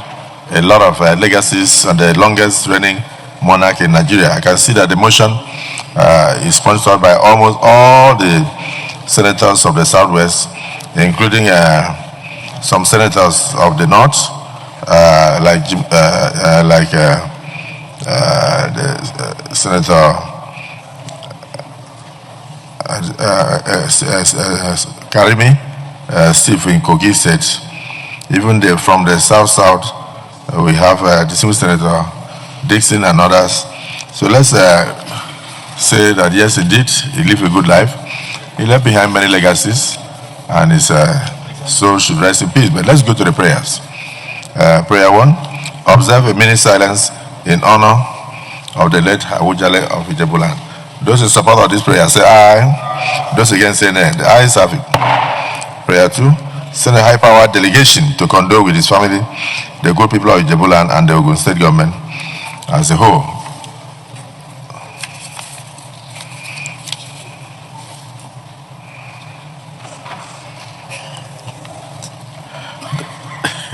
Those in support of this prayer say aye. Those against say nay. The ayes have it.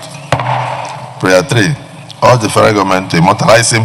by naming a national monument after him. Those in support of this third prayer say aye.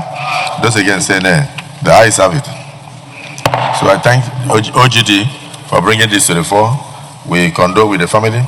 and the good people of Ijebu, Ogun State, and Nigeria as a whole for the loss of this monarch. And may we now rise for 1 minute silence in his honor.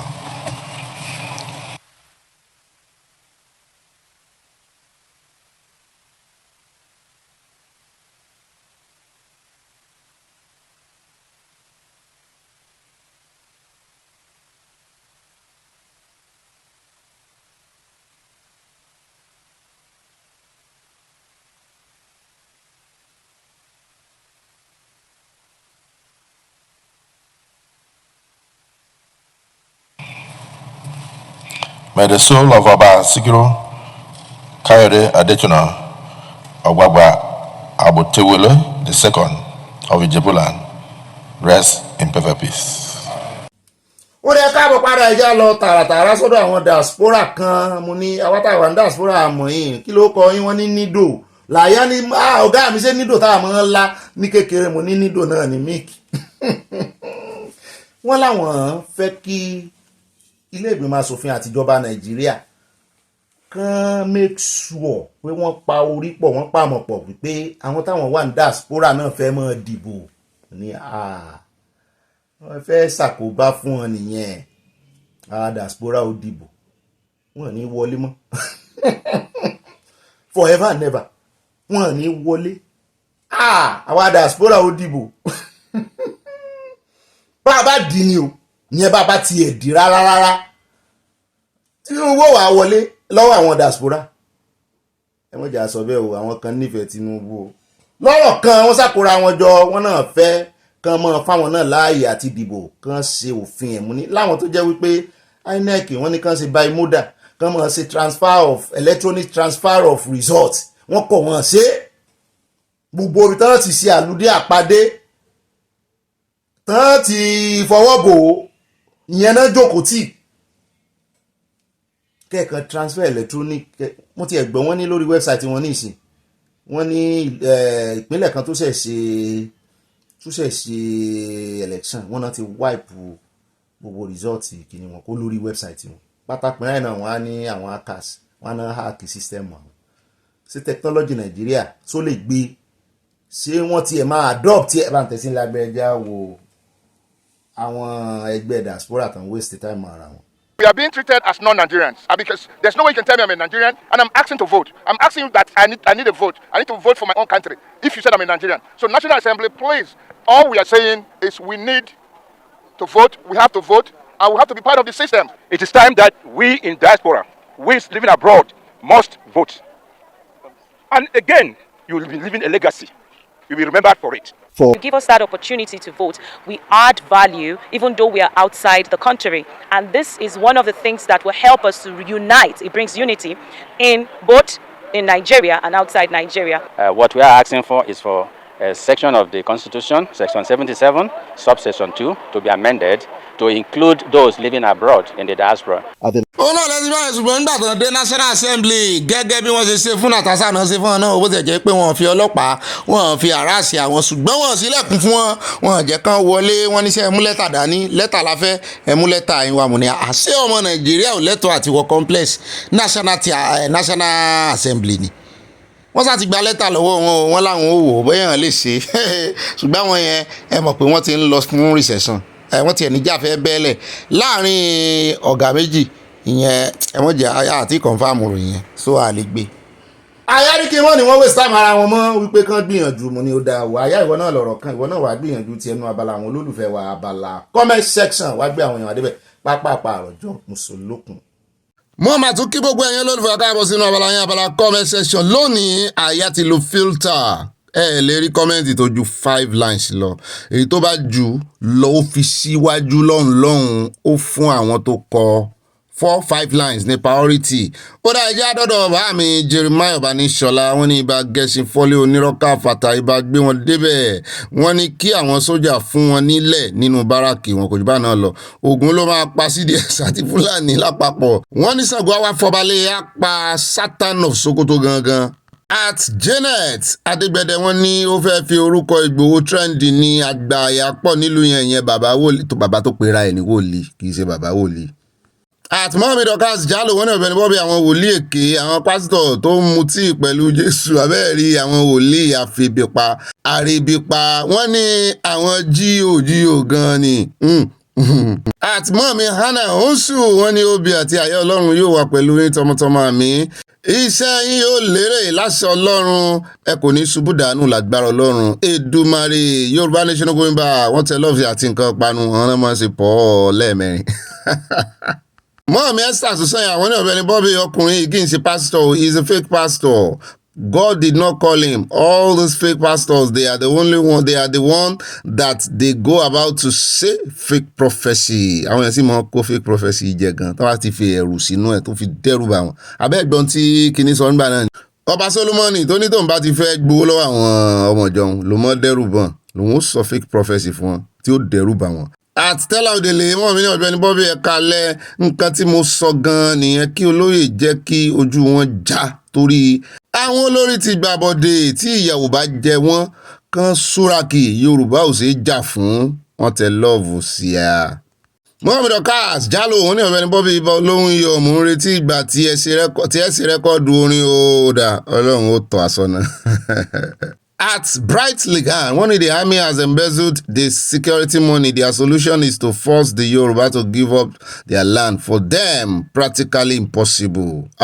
Any impossible. Sáwọn tó yẹ kó sọ̀rọ̀. Sáǹkan náà ló yẹ kán ti fún jẹ. Wípé wá. Má sọ̀rọ̀ lọ́bẹ̀ yẹn.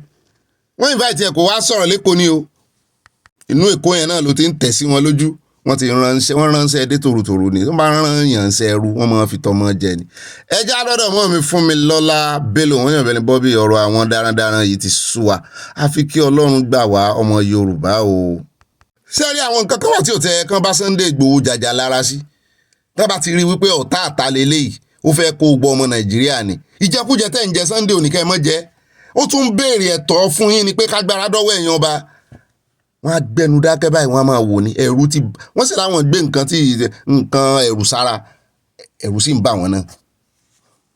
Mọ́ọ̀mí Victoria Badijọ wọ́n bínú jàre àtàná yẹn wọ́n fẹ́ kí n síjú padà sáwọn tí wọ́n bá sì lé àgùntàn dé ògiri yóò pẹ̀yìn dà sí wọn wọ́n ní akú àsìkò yìí o Ìbà Kúndùsì Ọlọ́run á wà pẹ̀lú gbogbo àmì o òtítọ́ ọ̀rọ̀ ní Fáyọ̀sé sọ o Wike kàn náwó bí ẹni pé omi ni ó yẹ ká wádìí kí wọ́n sì fún gbogbo ọmọ Nàìjíríà lésì kí Ọlọ́run fún wa ní orílẹ̀-èdè Yorùbá ní kíákíá Yorùbá nation no going back ire o wọ́n tẹ love sí a flower. àti dẹ̀ra wọ́n ní ọkùnrin ológun yìí ti ya wèrè gan-an ni ṣé onímàálù lè pa àwọn ọmọ ìlú Yorùbá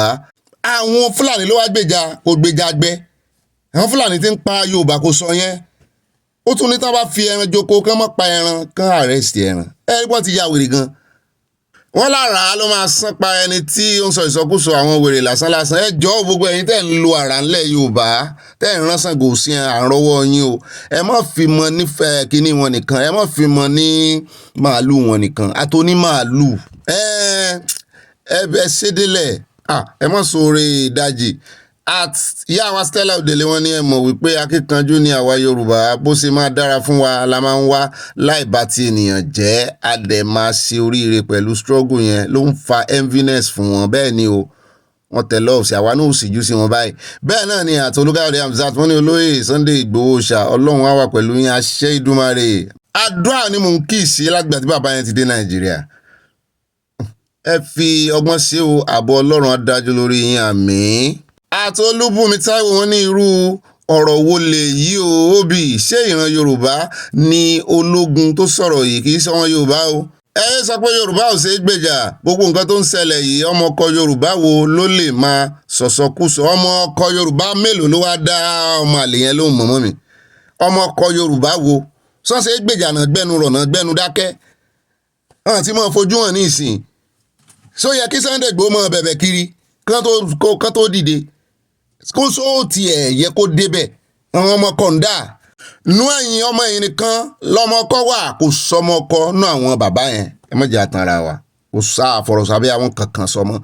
àtọmọtáyọ̀ Akínúsì wọn ní orí CDS ló burú Ọ̀gbẹ́ni Bobby kò sí Nàìjíríà mọ́ Nàìjíríà ló wà àwọn ọba wa gan ìkánikọ́pọ̀ nínú wọn asúnú ní Ìbò wọn ti forí gbalẹ̀ ẹjẹ́ àlọ́ tààràtàrà sọ́dọ̀ Àtìdọ́lápọ̀ Akins Múrídáì náà ti dín kọ́mẹ̀tì yín o constitution yìí ṣiṣẹ́ o wọ́n ní Ọ̀gbẹ́ni Bobby tí a welcome Orlando la fi wọlé lónìí ire o Yorùbá nation going back much love my brother Dolly from Dallas peace Dallas Texas. mọ́mí Grace olùṣòótọ́ wọ́n ní gbogbo àwọn orílẹ̀-èdè tàbí ìlú tí wọ́n ń gbára wọn kì í ṣe pẹ̀lú ojú lásán wọ́n ń ṣiṣẹ́ fún un nítorí náà kí àwa náà dìde ńlẹ̀ bí akọni tọkùnrin tóbìnrin kí a ṣe ìwọ̀n tí a lè ṣe wọ́n tẹ lọ́ọ̀vù sí a.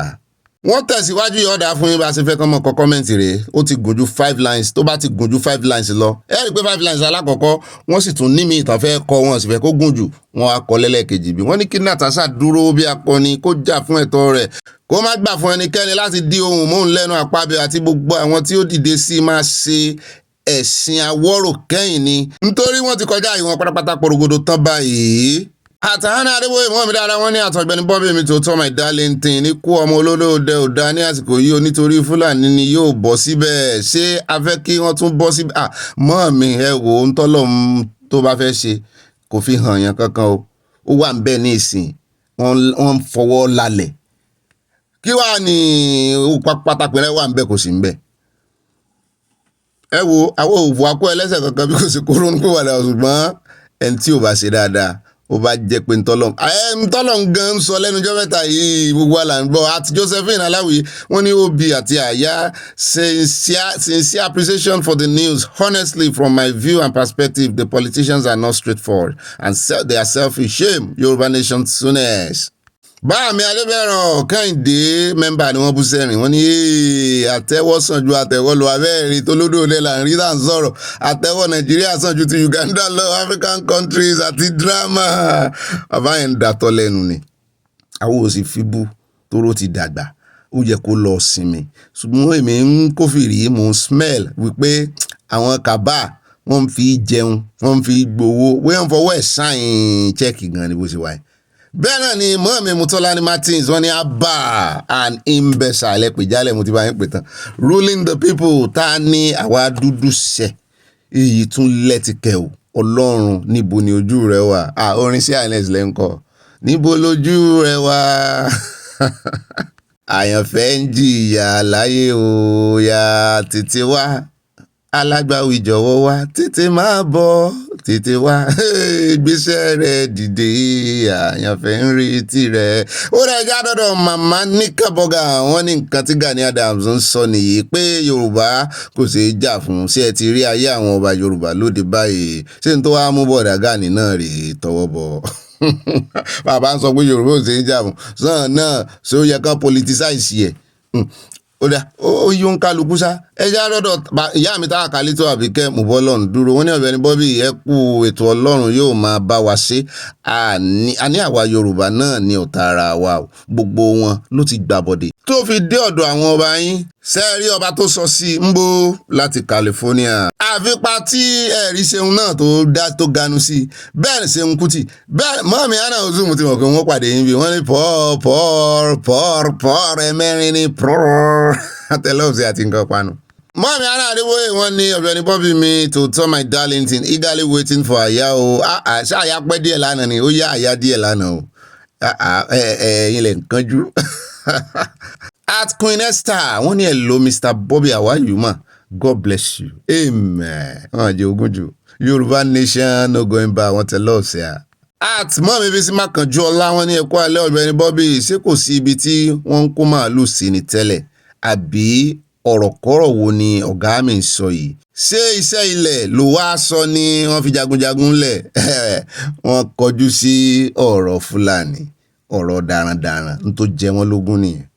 bẹ́ẹ̀ náà ni àtikányìndé Hùsẹ́ni Sàlímọ̀ wọ́n ní àwọn Fúlàní yìí fẹ́ fi ọgbọ́n gba ilẹ̀ Yorùbá wa mọ́ wa lọ́wọ́ ní gbogbo ẹ̀yin adarí ilẹ̀ Yorùbá pátápátá ẹ jí ẹ má sùn o àtọ́dún wo lẹ ti ń sọ fún wọn pé kán má sùn Sunday yín lóhùn.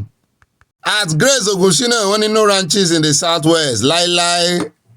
àwọn tó yẹ kó sọ̀rọ̀ ẹ tì wọ́n kan sọ̀rọ̀ àní tá a bá ti bẹ̀rẹ̀ láti lé ká mọ̀ ṣẹra wa ń gbọ́ àtọ́ba àtijọ́yè àti bàbá àtọmọ ká mọ̀ fi eyín ká mọ̀ fi gíra wa jẹ ká mọ̀ dìbò lura wa nù ilé ká kọ́kọ́ fi bẹ̀rù sọ́kàn ara wa láti inú ilé náà ẹ rí wípé ìjà àtà ó dùn jà. Báàmí Ahmed Akínlábí mo ti dọ́dọ̀ yín wọ́n ní bàbá Bobby ẹ kó iṣẹ́ ń bẹ́ nǹkan tá a bá fi ju ọmọdé lọ àfihàn ni olódó idẹ ń gbé àwọn màlá yẹn sí gógó ni o léòótọ́ ó dà kò lẹ́tọ̀ọ́ fún ológun láti máa polongo ranches àwọn aṣòfin ló yẹ kó sọ̀rọ̀ ṣé òun ló fẹ́ gbowó jáde lápò ìjọba ni ọgbọ́n 2027 ni gbogbo ẹ̀ wọ́n tẹ lọ́ọ̀fù sí a o wọ́n ránṣẹ́ ni lọ́dọ̀ tèmi o àwọn Fúlàní ló ránṣẹ́ ó sì ti jẹ́sẹ̀ wọn. bẹ́ẹ̀ náà ni Abọ́láńlé Ògúndọ́lá mọ́ mi dáadáa wọ́n ní ẹ jọ̀wọ́ Ọ̀gbẹ́ni Bobby ẹ bá wa fi ọ̀rọ̀ gọ́vnà Ayédátiwa ìpínlẹ̀ Ondo pamọ́ fún ọjọ́ iwájú pé ká sèfù ẹ̀ ó dà inú kúlà fi sínú kúlà yá wọ́n ní ẹ rí pé inú rẹ̀ dùn yàtọ̀ I quote at the end of the day we will all smile amen who will smile and rejoice. Àpò ara wọn nìkan ni wọ́n ń pa owó sí àfikẹ́ Ọlọ́run gbà wá. At mọ́mí Nick Seligans wọ́n ní Ọ̀gbẹ́ni Bobby mi tí a bá ní òfin òǹdè ọ̀rọ̀ constitution nínú ìdílé aláyọ̀yà àyà gan-an ló lórí irúurú òfin tí a bá sọ pé ìlà 5 tí àyà ń ka 10 nígbà mìíràn ó ń rú òfin o mo dábàá ìlà 6 sí 7 lẹ́yìn 7 ká kìlọ̀ fún àyà pé tó bá ti ká kọjá 7 yóò gba fáìnì ayátẹ̀ ti gba fáìnì báyìí náà ti fi fítà sí eléyìí tí mo kà í gan torí pé ó bá ọ̀rọ̀ constitution dé ni 5 lines ni mọ́ mi ń tá a fẹnu kò sínú ẹ mọ́ tí ìjà ṣe review ẹ mọ́ tí ìjà ṣe amendment ẹ jẹ́ àkọ́kọ́ mú 5 lines ṣẹ náà ẹni tó bá fẹ́ kọjú bẹ́ẹ̀ lọ kó kọ́ lẹ́ẹ̀mejì bí ìyàwó Grace Olùsòótọ́ ṣe kọ́ lónìí yóò dà fún ìwọ̀n kọ̀rọ̀ sí lẹ́nu o a ṣe review ní next year yábà ìyẹ́ aláwọ̀ ṣe review so ti yé ṣùgbọ́n wọn wọ́ọ̀sì tó ní bẹ́ẹ̀ bá ti rélé tó kọjá 5 lines ẹfẹjọ́ àyásùn lọ́la. bẹ́ẹ̀ náà ni àtọ̀ Láwùmí Olúkọ̀yà wọ́n ní Ọ̀gbẹ́ni Bobby má dá wọn lóhùn fúnra wọn ni wọ́n máa fúnra wọn lóògùn jẹ wà láì wọ́n tẹ lọ́ọ̀fù sí Yorùbá nation no going back ṣe rí ibi tí news ológun yẹn ti bà mí lánàá ó bà mí níbi tí kò bà mí dáadáa rárá torí ẹ̀ mo ṣe bínú. bẹ́ẹ̀ náà ni wọ́n tẹ̀síwájú yọ̀dà fún yín wọ́n ní ibà confam ẹ̀ let's wait and see àfi wọn pa wẹ́dẹ̀ bẹ́ẹ̀ ni èyí mo promise yín. At Modinat Solomon wọ́n ní abba deputy what eléyìí tó bá ẹni tó ní àrùn wárápá yìí only in Africa wárápá mọ̀kọ́ mọ́ mi àwọn Parkinson kankan àrùn àgbàlagbà ló ń ṣe. At Femi Ayetiwa, one of the Yoruba leaders are not speaking out on issues that affect their people's future. They are selfish. Imagine the military speaking for the Fulani herdsmen. What is their business on the ranching land businesses? Nítorí ẹ̀kan kan bí nìyẹn kò tí ẹ̀kan bá fa wàhálà. Pé ọ̀gá ológun tó wà níwájú yẹn kí ni business tiẹ̀ ń bẹ̀? At Kojo Abenko, one herders must find legal ways of feeding their cows. Cows must not touch farmers' crops. They play. At Usman Wahab Amidada, when no ranches in Nigeria because Fulani are not among indigenous people. Mọ́mí ìyá Jésù at Hope Alive with Evangelist Olúbùnmi wọ́n ní àwọn ẹlẹ́mìí ìsọnù Olúwa kúkú rẹ́jọ́dá abẹ́ẹ̀rí màlẹ́kà tó ń wò bí ẹ̀ parí ẹ̀. Àtàlájà Bùsáyọ̀ Abbas wọ́n ní Ọ̀gbẹ́ni Bobby ẹ fi àwọn bàbá àgbà àyà tó kú má kú amọ̀nà ọ̀run má lọ sílẹ̀ ẹlẹ́dàá bàbá Ìgbòho ló máa fìyà jẹ wọ́n ẹlẹ́dàá gbogbo wa la fìyà jẹ wọ́n. Mọ́mí Abọ́láńlé Ògúndọ́lá wọ́n ní òbí kó lọ dá ráńchì sínú yàrá ìyá ẹ̀ gbogbo àwọn ọ̀tá Chief Sunday Ìgbòho kò ní dáa fún yín káwọn mi náà lára Yorùbá Nation la fẹ́ tú CSI sílẹ̀ kì í ṣe ọ̀daràn o wọ́n tẹ love sí a. Níkẹ́ jájì wọ́n ní òbí good evening I love your prayer you are perfect in it keep grace amen thank you ma God bless you ma. Àwa náà dá olú ọpẹ́ padà sọ́dọ̀ Ọlọ́run lólógo. Àti dọ́dọ̀ at Bọ́lájí Bentai wọ́n ní we need more people like Isaac Fayose VDM and Sore that can challenge these wicked leaders to do things right. How can they spend 37 billion immediately 39 naira on a building and still people are sweating like goats? Bóyá ti gbàgbé wípé conference center ni táwọn èèyàn máa wá máa rent táwọn èèyàn sì máa rí gbogbo ẹnu tó ń dán. Wọ́n change gate, wọ́n change block, wọ́n change wọ́n pò yanrìn pọ̀, wọ́n pò sìmẹ́ntì, wọ́n kílẹ̀ wá ṣe mẹ́. Bẹ́ẹ̀ ni at Ṣadé Johnson wọ́n ní Ọ̀gbẹ́ni Bobby so sad bí mo ṣe gbọ́ ìròyìn tòní yìí ó jẹ́ ìbànújẹ́ lórí bí àwọn bàbá wọn yìí ṣe torí ìjẹkújẹ gbé ọjọ́ ọ̀la àwọn ọmọ wa tà fún àwọn wèrè yìí Ọlọ́run á gba ilẹ̀ wa fún wa o. Wọ́n fi nǹkan ìpanu ránṣẹ́ sí àwọn wọ́n gbàdúrà lé lórí. Wọ́n wá kọ́ntínú yọ̀ọ̀dà fún yín bẹ́ẹ̀ ṣe dá sí méjì wọ́n ní hello Ọ̀gbẹ́ni Bobby ẹ kú ọjọ́ mẹ́ta sí àlàáfíà ní fámílì o mo fẹ́ kí ẹ gbọ́ ọ̀rọ̀ tí Bẹ̀rẹ̀kẹ̀tẹ̀ fámílì ní Àbújá sọ lórí ọ̀rọ̀ Èkó àti ilẹ̀ wa kí Ọlọ́run má jẹ́ kí ilẹ̀ Yorùbá jìyà alẹ́ o àmì o àárẹ̀ wò ó wọ́n rí gbọ́ o. Mọ́mí Elizabeth Oyiniya wọ́n ní Ọ̀gbẹ́ni Bobby rẹ̀ àmọ́ mi lùjẹ̀sà mọ́ mi jẹ́yìn wọ́n ní ibà àròlé Ọ̀làndó ọ̀wọ̀ Olúwa kò ní fi ẹ̀yin àti ìdílé yín sílẹ̀ wà mí ẹ̀yin náà ní ìdílé mi ayé aláwọ̀ dúdú ti bẹ́tú ẹ abẹ́ẹ̀rí nǹkan ó mà ṣe o ẹsẹ̀ 6 péré wọ́n sì fẹ́ kó ń bẹ ẹ bá mi kí àyà o wọ́n tẹ love sí ya from Dallas Texas Yorùbá Nation of going back àyà wọ́n ní kí ọ. At Martin Adébọ̀wálé wọ́n ní òbí kò lè work even kan pass òfin yẹn àwọn náà ò fẹ́ kí wọ́n jí ọmọ wọn gbé dey play ibi tẹ́ gbàwó yẹn mà tún wọ́n fẹ́ kán jẹ́ ọmọ wọn gbé òfin tí àwọn yẹn ń dábàá wípé àwọn ò ní jẹ́ kí àwọn ọmọ olórí kán máa lọ sí ilẹ̀ òkèèrè láti lọ mọ́ school tàbí káwọn bàbá wọn máa lọ síbẹ̀ fún ìwòsàn mo ti gbọ́ pé wọ́n ti lọ sí recession oṣù 2 báyìí àwọn House of Rep ni. Bẹ́ẹ̀ náà ni Atlamidi wọ́n ní mo fi alálẹ̀bẹ̀ gbogbo ẹ̀yin ẹ gbààwẹ̀ kí Ọlọ́run bá wa pín Nàìjíríà àfà wòlíì pẹ̀lú àwọn ọba tó bá gbàbọ̀dé alálẹ̀ apá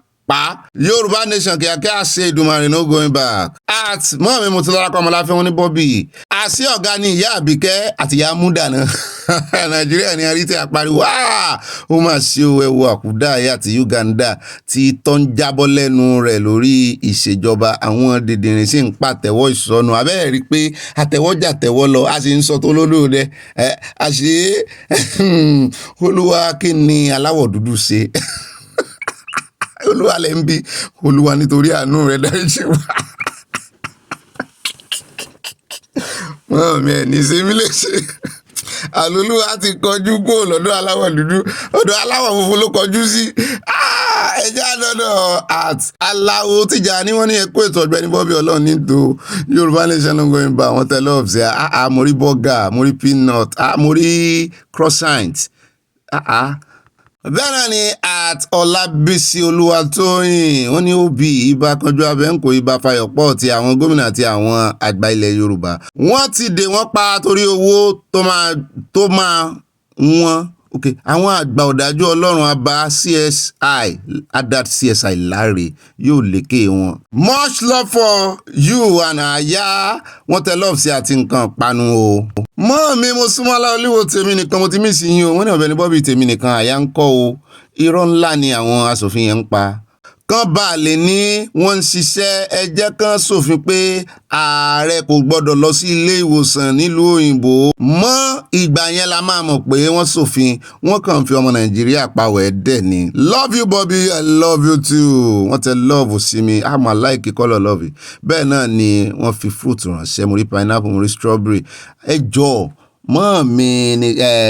Tina Parker ńkọ́ ẹ bá ń béèrè wọn Tina Parker ẹ bá ń béèrè wọn Adfikayo Victor wọ́n ní ó Bobby Ọ̀gbẹ́ni chief of army staff kò lẹ́tọ̀ọ́ lórí cattle grazing ogun jíjà la pè sí o ẹ̀rù ogun ló ń bà á pípé ojo ni wọ́n tẹ lọ́ọ̀fù sí a ó yẹ kí àwọn àgbààgbà dìde lórí ọ̀rọ̀ tó sọ yẹn. Bẹ́ẹ̀ náà ni Ọmọ́táyọ̀ Akínúsì mo sì jẹ́rìí àwọn ọmọ Ìgbò ẹ̀ mọ̀ gbọ́rọ̀ lẹ́nu wọn báyìí wọ́n máa sọ̀rọ̀ jáde ní tiwọn. Wọ́n ní Ọ̀gbẹ́ni Bobby gbogbo àwọn ọ̀tá Natasha ọlọ́jẹ̀lú máa ṣẹ̀sìn kẹ́yìn ayé wọn ní àṣẹ kò ní bẹ́ sú ẹ fún gbogbo yín kí lẹ ṣe fún ará ìlú Nàìjíríà tí ẹ tún ti ń sáré 2027 àwọn òpònú gbogbo ẹ wọ́n mọ̀ ti fi ìṣèjọba lẹ̀ eré second term òun ni wọ́n ń sá kíjokíjo. Bẹ́ẹ̀ náà ni ẹjẹ́ Adéọ̀dọ̀ àtọmọlẹ́wà Adéṣọlá mẹ́mbà wà ní wọn mo sì bú sẹ́rìn kí ló tí mo bú sẹ́rìn nígbà tí mo dọ́dọ̀ yín náà. Ayọ̀ náà ló bá lé wọn ní Ọ̀gbẹ́ni Bobby wà nítòótọ́ ìbáṣojú abẹníkò you are blessed the way Natasha is exposing them in the Senate by working hard in her constituency is why they don't want her there. Yorùbá nation ní kíákíá wọn tẹ love sí àti nǹkan panu. Bẹ́ẹ̀ náà ni kọ́mẹ̀ntì kan wà mọ́ mi Nix Elegance mi ò lè lò ó nítorí pé ó ti gùn jù ṣùgbọ́n mo fẹ́ sọ̀rọ̀ lé lórí wọ́n béèrè question lọ́wọ́ àwọn ọkùnrin pàápàá jùlọ lọ́wọ́ èmi tí mo ní kí Natasha ṣe sorry lórí ọ̀rọ̀ position seat tó ó fa wàhálà nílé ìgbìmọ̀ asòfin kì í ṣe lórí ọ̀rọ̀ sexual harassment o kì í sì ṣe lórí ọ̀rọ̀ pé wọ́n fẹ́ pa àwọn o lórí ọ̀rọ̀ seat wọ́n ní tí a bá jẹ́ bàbá Natasha tó jọmọ mi wọ́n ní ṣe ẹjẹ́ ń personalize tó jọmọ mi wọ́n ní ṣe máa ní kó bẹ̀bẹ̀ kó ṣe sorry ó depend lórí ipò tí mo bá wà gẹ́gẹ́ bí bàbá rẹ̀ tí n bá jẹ́ ààrẹ tàbí tí n jẹ́ alágbára ní Nàìjíríà tí mo lẹ́nu máa ní kó ṣe sorry lórí sitting arrangement ibi tó yẹ kó jókòó sí tó náà jókòó síbẹ̀ kó tó sọ̀rọ̀ lórí ìyẹn ó jẹ̀bi lórí ìyẹn Natasha jẹ̀bi pé nítorí wípé iná tó ti ń fin láti sàlẹ̀ tó ń fin wá iná tó ń tán ti ń jó láti torí sexual harassment máa wá bí so ní ẹ̀rí sexual harassment torí àwọn ayé ò ní fẹ́ bẹ́ẹ̀ gbọ́ wípé sexual harassment yẹn ni wọ́n fi sún ẹ dé ibi tí wọ́n fi jẹ́ kó pariwo lé wọn lórí ìwọ ni kó lọ mẹ́rìí ẹ̀ nìṣó máa tẹ̀lé ọ lẹ́yìn ibẹ̀ ni orí sexual harassment yẹn ni màá ti gbèjà ẹ̀ ṣùgbọ́n lórí ibi tó ti mẹ́ ẹ táwa náà sì mọ̀ pé nǹkan kan ló fà á tínú fi bí màá ṣe sọ́rí ń bẹ̀ yẹn o a ṣe sọ́rí ń tèmi bá jẹ́ bàbá rẹ̀ kò tí ẹ̀ ní lọ́jọ́ kejì mi ò ní pálásẹ fún un torí ó ti kì í sọmọ ọwọ́ ṣùgbọ́n máa advice ẹ̀ lọ sí sọ́rí ń bẹ̀ yẹn. Ó dá ẹja tẹ̀wájú àti Ọmọ́táyọ̀ Akínúsì wọn ní Ọ̀gbẹ́ni Bobby àwọn ọlọ́jẹ̀lú Nàìjíríà wọn èyí kan rí ṣàìkú ara wọn fún ìjẹni kò sí nǹkan kan nínú wọn tó gbádùn àpò wọn ni wọ́n ń jà fún owó nìkan náà lè kiri. Mohammed Scott Adigun ní àwọn alágbára wọ́n ṣàtẹ́lọ́ọ̀fù tí a sí abẹ́ náà ni wọ́n bú ọ̀gẹ̀dẹ̀ fún akúndùsù yín o bàbá mi lọ́ọ̀fù yín gan ni o salam àwa náà lọ́ọ̀fù yín lórí ìkànnì yóò dáa fún ìmọ̀ mi mo mọ̀ pé iṣẹ́ ló kún ọwọ́. Gbogbo ẹni tẹ́bà wá rí kọ́mẹ́ǹtì yẹn wọ́n bínú o tí táìmù fi lọ ó ti gùn ju 5 lines lọ ni àyà ti bẹ̀rẹ̀ báyìí ó ti sẹ́ẹ̀tì filter. Ẹ káàbọ̀ padà àyà yóò dáa fún ọyọ́ yìí ọkọ̀ níyẹ́ ẹlẹ́ àti gbogbo àwọn èèyàn wa pátápátá bu ẹ̀yin olólùfẹ́ wa o a nífẹ̀ẹ́ yín náà o ìfẹ́ wa òun reciprocate ni o ẹ jọ̀ọ́ o ìyá mi Tina Parker tẹ́ bá bá ń gbúrò wọn ẹni mò ń béèrè wọn o ẹ káàbọ̀ lẹ́ẹ̀kan sí o ẹ wá nǹkan jókòó lé ẹ wá nǹkan olómi tútù tẹ́ mọ̀ fi lé ní tẹ́ bá ń jẹ gbogbo nǹkan panu tẹ́ ti kó sẹ́gbẹ̀ẹ́ kí wọ́n mọ̀ gbé yín débẹ̀ ìyá mi abẹ́ akíṣemọ́yìn yóò dáa fún yín mo nífẹ̀ẹ́ yín gan ìyàwó mi nù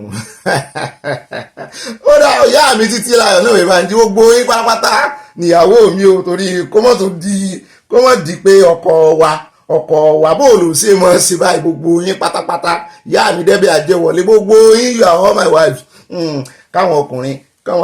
kọ́mọ jó ó dẹ̀ wá nǹkan jókòó lé bọ́wọ́ bá dilẹ̀ ẹ mọ̀ bá ń fi ránṣẹ́ sáwọn olólùfẹ́ wa ìbá ròyìn náà ní ìbá dún débẹ̀ ìbá yẹn nàná ìbá sáná wọlé ìbá kanjú abẹ́ǹkò ìbá lọ tààràtààrà tọrọ bá ti di ọ̀rọ̀ òtítọ́ àtòdodo sàn láàrin òwájẹ́ ní mú ní pẹ́kọ̀rọ̀ èmi náà ní bá rìn gínìgínì mo fẹ́ mọ̀ rìn gínìgínì kọ̀ọ̀kan èjì báyìí o kémi náà tó rí ìgbára lẹ̀ nù abala comment section tẹ́ fi ráyè rìn gínìgínì alákọ̀ọ́kọ́ ń bẹ̀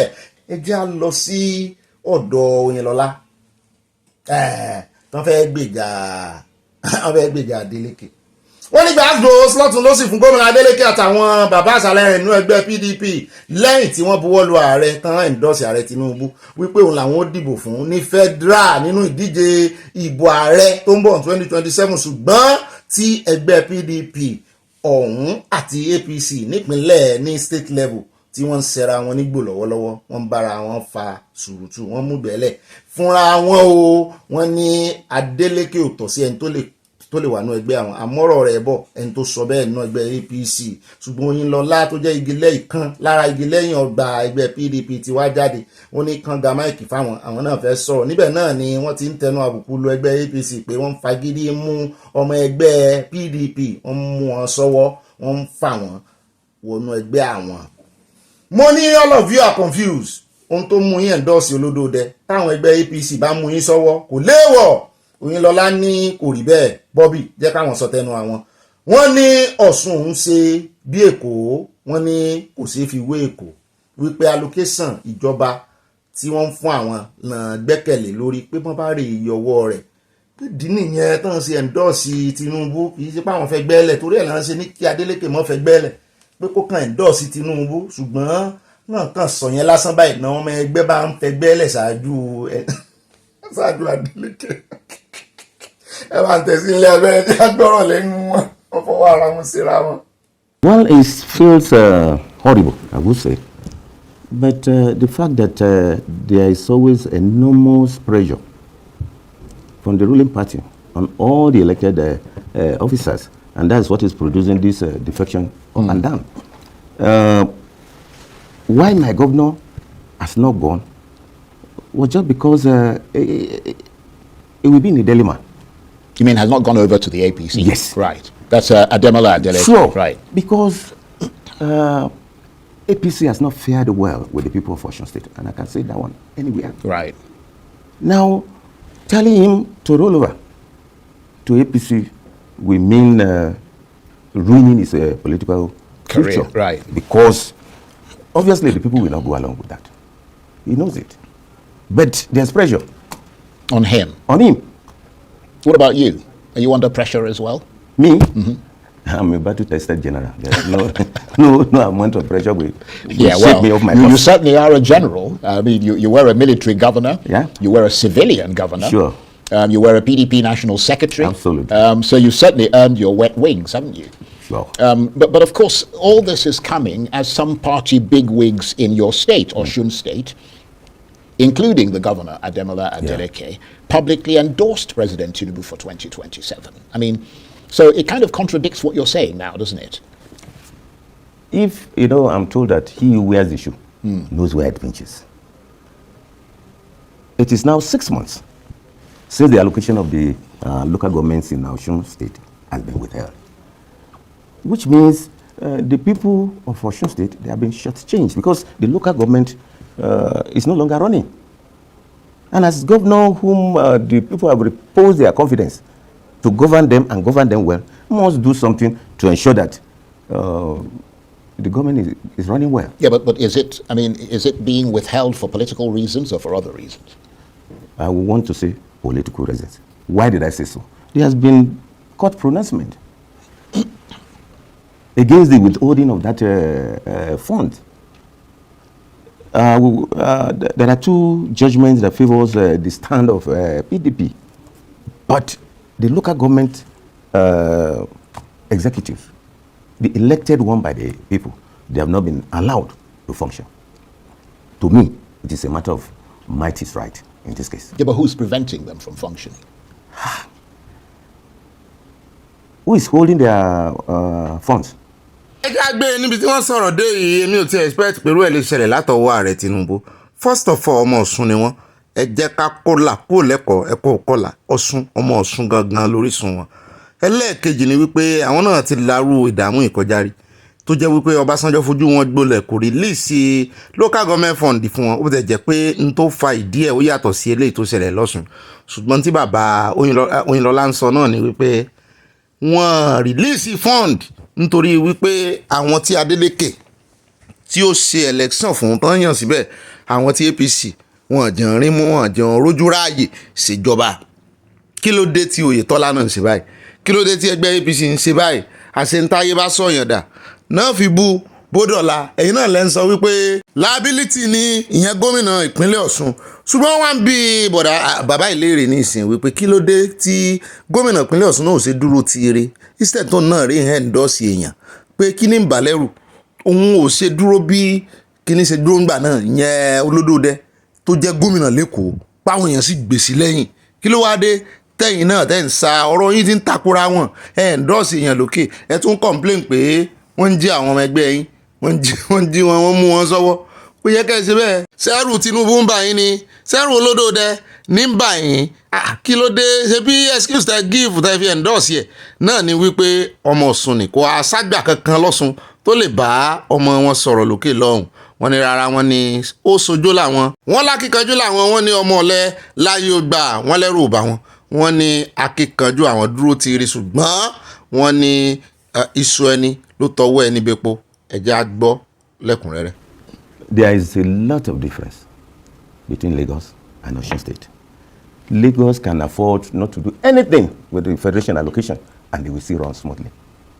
We all know what the people of Osun State are suffering. The grassroots that the local government is to take care of for 6 months. So, you know, when you carry the tail of crocodile and that of lizard, if you see it, they look alike. It's only when you lift it that you know one is heavier than the other. So like Lagos can do without federal allocation. But Osun. Right. And is that why you are one of those who's joined in endorsing President Tinubu for 2027? Because that's what we're reading, and I want to hear it from your... I mean, you're the horse. We want to hear it from your mouth. Let me tell you, Charles. Yes. Politics is... it involves a bit of game. Give and take. Yes. But in this case, it's just like... It's akin to two deceitful friends who went out for hunting. One was assigned the task of beating the bush so that the game can run to the other end. One was holding the gun and the stick to hit the game that comes out. The one beating the bush shouted, "It is coming!" And the other one at the other hand said, "I've caught it." The man that said it's coming asked, "What's in your hand?" And the man asked back, "What did you say is coming?" So that is the situation in which we have ourselves in Osun, and it's sad. Bàbá Oyinlọ́lá sàn láàrin ajé ní mú ní pẹ́kọ̀rọ̀ ìbéèrè tán bí yẹn dáhùn ní tààràtààrà sẹ́yìn náà wà nínú àwọn tó tọwọ́ bọ̀ wípé kọ́ endorse Tinubu lókè bẹ́ẹ̀ bá ní presidential aspirant yín kọ́ ọ̀nà wo lẹ fẹ́ gbà. That's the decision of the party. So it was a collective decision. Yes. And you were coerced into it or roped into it. Left to me, I have no cause to go back to APC. Right. Because I was part of the merger that made APC. Right. I was the national secretary of the new PDP. But if you're endorsing President Tinubu, doesn't that undermine everything you've just said here? It does not. About it's all games. Sorry? It's all games. How do you mean games? It is politics. You mean chess or sort of snakes and ladders? Or which one is? Political chess. Right. Yes. Sẹ́yìn náà ti gbọ́ o nígbà tó yẹn bá ń ta chess tún lágbára ju draft lọ wọ́n ní political chess ẹ jẹ́ àwòbọ́n ti fẹ́ interpret ẹ̀ define yẹn fún ọmọ Nàìjíríà. If I do the interpretation to the bottom of it, right, Charles, I'll be giving away the strategy of my party. Okay, so there is a strategy behind that endorsement. Yes, and the other army has its own defense academy where they teach tactics and doctrines. Because you're a general, so you would know something about military tactics. Absolutely. You? Yeah, but people are suffering. And we have to adopt whichever means that will relieve the suffering of people. You can imagine, for 6 months, for the local governments not to be running. Right. And So the resources available to the governor, absolutely limited. Right. ṣé ẹ ti ń rí irú géèmù tí wọ́n ń play báyìí irú géèmù tá a sọ wípé kí Natasha náà gbìyànjú ọmọ PDP náà sì ló náà kó náà gbìyànjú láti bá àwọn àpábí òta rèé kó náà lo ọgbọ́n àyíníke tán bá lo ọgbọ́n àyíní padà fún kí ságídí nìkan ní òkògòjà orí òtítọ́ ló wà lóòótọ́ orí òdodo ni bíbélì gan sọ láwọn èèyàn mi ń ṣègbè nítorí pé wọn ò ní mọ̀ bíbélì ò sọ wípé àwọn èèyàn mi ń ṣègbè nítorí pé wọn ò ní òdodo irọ́ ìmọ̀ ó yàtọ̀ sí òdodo kò sọ pé àwọn èèyàn mi ń ṣègbè nítorí wípé àwọn gangan náà dúró tì mí náà dúró tọ́lọ́hún ìmọ̀ lọ́lọ́hún sọ ìmọ̀ sí ní apábí òun lò ìmọ̀ àyíníkẹ́ rí báwọn ilé náà ṣe ń ta ìmọ̀ fúnra wọn wọ́n ń ta géèmù ìmọ̀ fúnra wọn tactics ẹjọ́ ẹ bá ń advice opinion mi ni o ó dẹ̀ jẹ́ agbọ́rọ̀ síwájú sí lẹ́nu àwọn ní tactics sọnù. When it comes to politics, you need to be take pragmatic. action. Pragmatic, that's the word. Do what will give you the end result. Right. And that's why you have found that people are complaining that we're in agony. They promise us heaven and earth. Economy will be right. Dollar we exchange for 1-on-1, petrol prices with what has been achieved. So if you can play that kind of a game, others can take a cue too. And I suppose you can get away with saying what you're saying now because you did not yourself personally make it was, as you said, a collective decision. So by extension, you endorse the president, but not by personal endorsement. Wọ́n lọ ọgbọ́n àyíníkè mọ́ ẹ lọ́wọ́ ní pé tó bá ti lè lu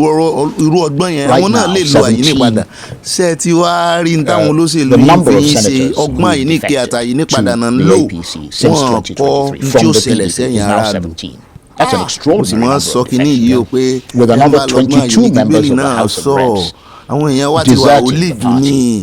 wọn àfẹ́ gbọ́rọ̀ nínú bíbélì bọ̀ wọn àfẹ́ yí síbi tí bíbélì yìí sí wọ́n reinterpret ẹ̀ lórí ara wọn.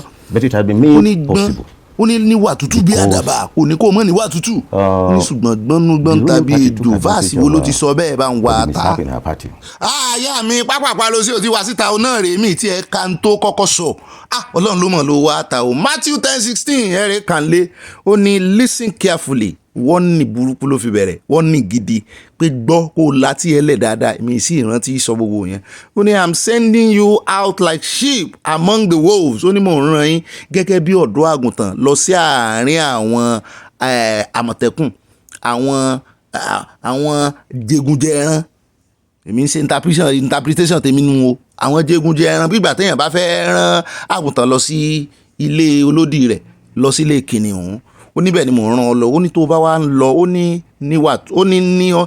ọgbọ́n kò tí ẹ fi ìwà tútù kò fi ìwà tútù àti ìwà pẹ̀lẹ́ kò fi bẹ̀rẹ̀ ọgbọ́n àrékèrèkè ló ní ó fi bẹ̀rẹ̀ ó ní be wise as serpent. Jésù ò sọ́ra ìwé mímọ́ ò sọ wọn mọ̀ bóyá Jésù ní sọ̀rọ̀ nbí ìwé mímọ́ ò sọ́ra rẹ̀ clear àti ń preach àbí ẹ mọ́ bínú mo ti mọ́ preach ẹ ti pẹ́ nípa àyíníkè àyínípadà ìwé mímọ́ ò sọ́ra rẹ̀ clear wípé ní ìwà àrékèrèkè ṣùgbọ́n ó ní restudy serpent ejò ìwà rékèrèkè la mọ̀ serpent la mọ̀ ejò sí ń ló kọ́kọ́ sọ kó tó sọ wípé ní ìwà tútù kó o sì wà innocent bíi dove. ẹ wá wo Natasha àti kúrò lórí ọ̀rọ̀ bàbá Oyinlọ́lá orí ọ̀rọ̀ àwọn kìnìún akànfẹ́ fi ọ̀rọ̀ wọn abẹ́ fi wọ́n pa wẹ́dẹ̀ ni o ẹ wá wo ọ̀rọ̀ Natasha ní ìsìn so níwà tútù àbí ò níwà tútù ṣé ó wà innocent àbí ò wà innocent ó wà innocent ṣùgbọ́n dàkejì rẹ̀ sóní kò ní ta la lè fi wolves wé láàrin Akpabio àti Natasha ta ni ẹ dáhùn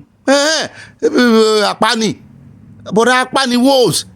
Natasha gangan ni dove ṣùgbọ́n ó ní tó bá ti máa lọ kọjú serpent wolves ó ní kó ṣe bí ejò torí ẹ̀ la ṣe ń sọ wípé kí Natasha náà gbọ́núgbọ́n ta ara ọgbọ́n ní SORRY simple word sorry ara ọgbọ́n ni ọgbọ́n àyíníke. ó yẹ káàbọ̀ padà òun náà lẹ́sìn gbọ́n ẹ̀ mo ti láàbí wọn pa wẹ̀dẹ́ àti wẹ̀dẹ́ ẹjẹ́ wa lọ sọ́dọ̀ ọmọ ẹgbẹ́ APC tó tẹnu àbùkù bá Adeleke wípé ijó rẹ̀ náà kò mọ́ jòdè sàkání àwọn o pé àwọn ò ní gbà gẹ́gẹ́ bí ọmọ ẹgbẹ́ àwọn wọn ní kò ní ìwúlò kan tó fẹ́ sí fáwọn wọn ní liability ni mo ní odidi gómìnà ló ń pè ní liability breadwinner àwọn kan nù báwọn kan ò tí ì rí lójúmọ́ wọn lè sùn wọn lè jẹ wọn lè wo ẹ bá ń tẹ̀sí ilé abẹ́rẹ́ jágbọ́ lẹ́nu ìdí tó sì làmọ́lẹ̀ tó pe odidi gómìnà ní liability. Well, that a governor will be begging. Well, from the things I've seen from outside, it may not be necessary to say that he's begging, but when you do things that appear that you are desperate, and you know, it's like a case of maybe that post by what Davido wrote. That from now, and maybe that's an indication. Incidentally, that post was made in 2014 when the elder brother of the governor moved. But when social media and the international people were using it, they didn't say anything to debunk it, because as at that time, those who were negotiating on their behalf had given them all the assurances that they were home and dry, that it will happen. But you know, when some persons now saw the video from the current deputy governor of the state, where he gathered the people from his constituency, telling them that it's the president that is begging the governor to come, that probably angered some APC chieftains and said, come, wait a minute, who will beg you to come when you are the one, you know, begging, to join us? So the way they went about it, for instance, at some point,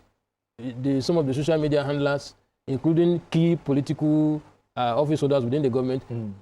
once you see their posts on social media, Twitter, Facebook, they began canvassing,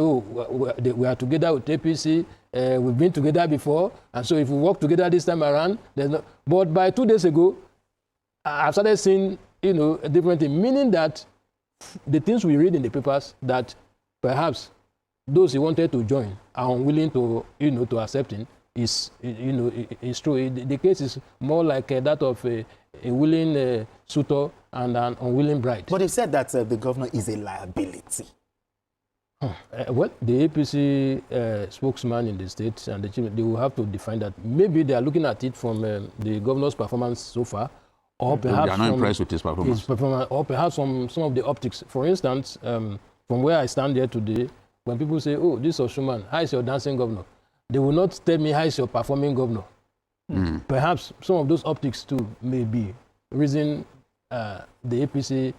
chieftains are calling him a liability, but the governor has the opportunity to prove them either right or wrong. ó dá ọ náà lẹ́sìn bí ọ̀yẹ́ kí n tó wá sí atótónu tèmi lé gbogbo tí mo gbọ́ kí n yí sí Yorùbá mo kọ́kọ́ fẹ́ kọ́rọ̀ mi jẹ torí nígbà tí mo ṣe introduction arákùnrin mo ní kan náà àwọn ọmọ ẹgbẹ́ APC ó dájú kì í ṣe ọmọ ẹgbẹ́ APC ṣùgbọ́n ọmọ ìpínlẹ̀ Ọ̀ṣun ni ó náà sì ti sọ ogun tán rí kì í ṣe pé bóyá ó ti wà á tàbùkù gómìnà ṣùgbọ́n gbogbo ohun tí ń ṣẹlẹ̀ ó ti clear ahead gbogbo irọ́ tán fi Twitter X àti ẹ̀rọ ayélujára pa tí Davido náà ń dá sí wọ́n ní 2014 nígbà ayé brọ́dà rẹ̀ níyùn ti ṣẹlẹ̀ o wọ́n ní kì í ṣe ní ìsinyìí o so nídìí èyí ń tó ń ṣẹlẹ̀ gangan báyìí ni wípé àwọn náà sọ di dà bí mo ṣe dà àwọn náà ni wọ́n tún forúkọ burúkú yẹn pé torí wọ́n ní ntáyé bá sọ ọ́ dà òun náà fi bú ọbọdọ̀la ààrẹ yín tó jẹ́ olórí APC ẹ dìmọ̀pọ̀ ẹ̀yin APC Ọ̀ṣun rìlíìsì owó local government lóṣù mẹ́fà bó o ní èèyàn ṣe fẹ́ perform abájọ ijó tiẹ̀ náà dínkù gbogbo ojó tí máa ń fòwúrọ̀ rẹ̀ jó alẹ́ ní jó ní ìsìn ṣùgbọ́n situation lọ́sùn rèé ẹja kò lórí ìtọ̀sùn. ẹja tẹ̀síwájú àwọn tá a fẹ́ fi pa wẹ̀ẹ́dẹ́ pọ̀ nú àwọn olóṣèlú yìí. bẹ́ẹ̀ náà ni wọ́n ní tán bá dé House of Assembly wọn ní ìpínlẹ̀ Ọ̀ṣun wọ́n ní out of 26 lawmakers ìyẹn àwọn ti ìpínlẹ̀ gangan ilé kìí ṣe federal báyìí o wọ́n ní 25 nù wọn ní ọmọ ẹgbẹ́ PDP wọ́n náà wá ń gbọ́ pé gbogbo wọn náà wọ́n ti defect lọ sínú ẹgbẹ́ APC ṣùgbọ́n àwọn tí ọ̀rọ̀ kan wọ́n ti ganu sí máìkì wọ́n ní irọ́ ni o. wọ́n ní tó mú gómìnà àwọn Adeleke tí ò jó wọnú ẹgbẹ́ APC lọ wípé àwọn òníbì kan rè wípé èèyàn ní já níbi rè Ọlọ́run ò rèébi kankan wípé àwọn faratira àwọn ni àwọn múlẹ̀ ti ara wọn òun àti àwọn àti gómìnà àwọn wọ́n ní inú ẹgbẹ́ kan náà làwọn rí mẹ́sì ẹjẹ́ agbọ́rọ̀ lẹ́nu wọn wọ́n fẹnu ara wọn wọ́n fi ganu sí máìkì. There is no defection, there is no crisis. The rumors flying around are simply rumors, and we are not in the business of chasing shadows. We, the honorable members, are men of honor. We are not for sale. We are not moved by noise or pressure. We hold the mandate of our people,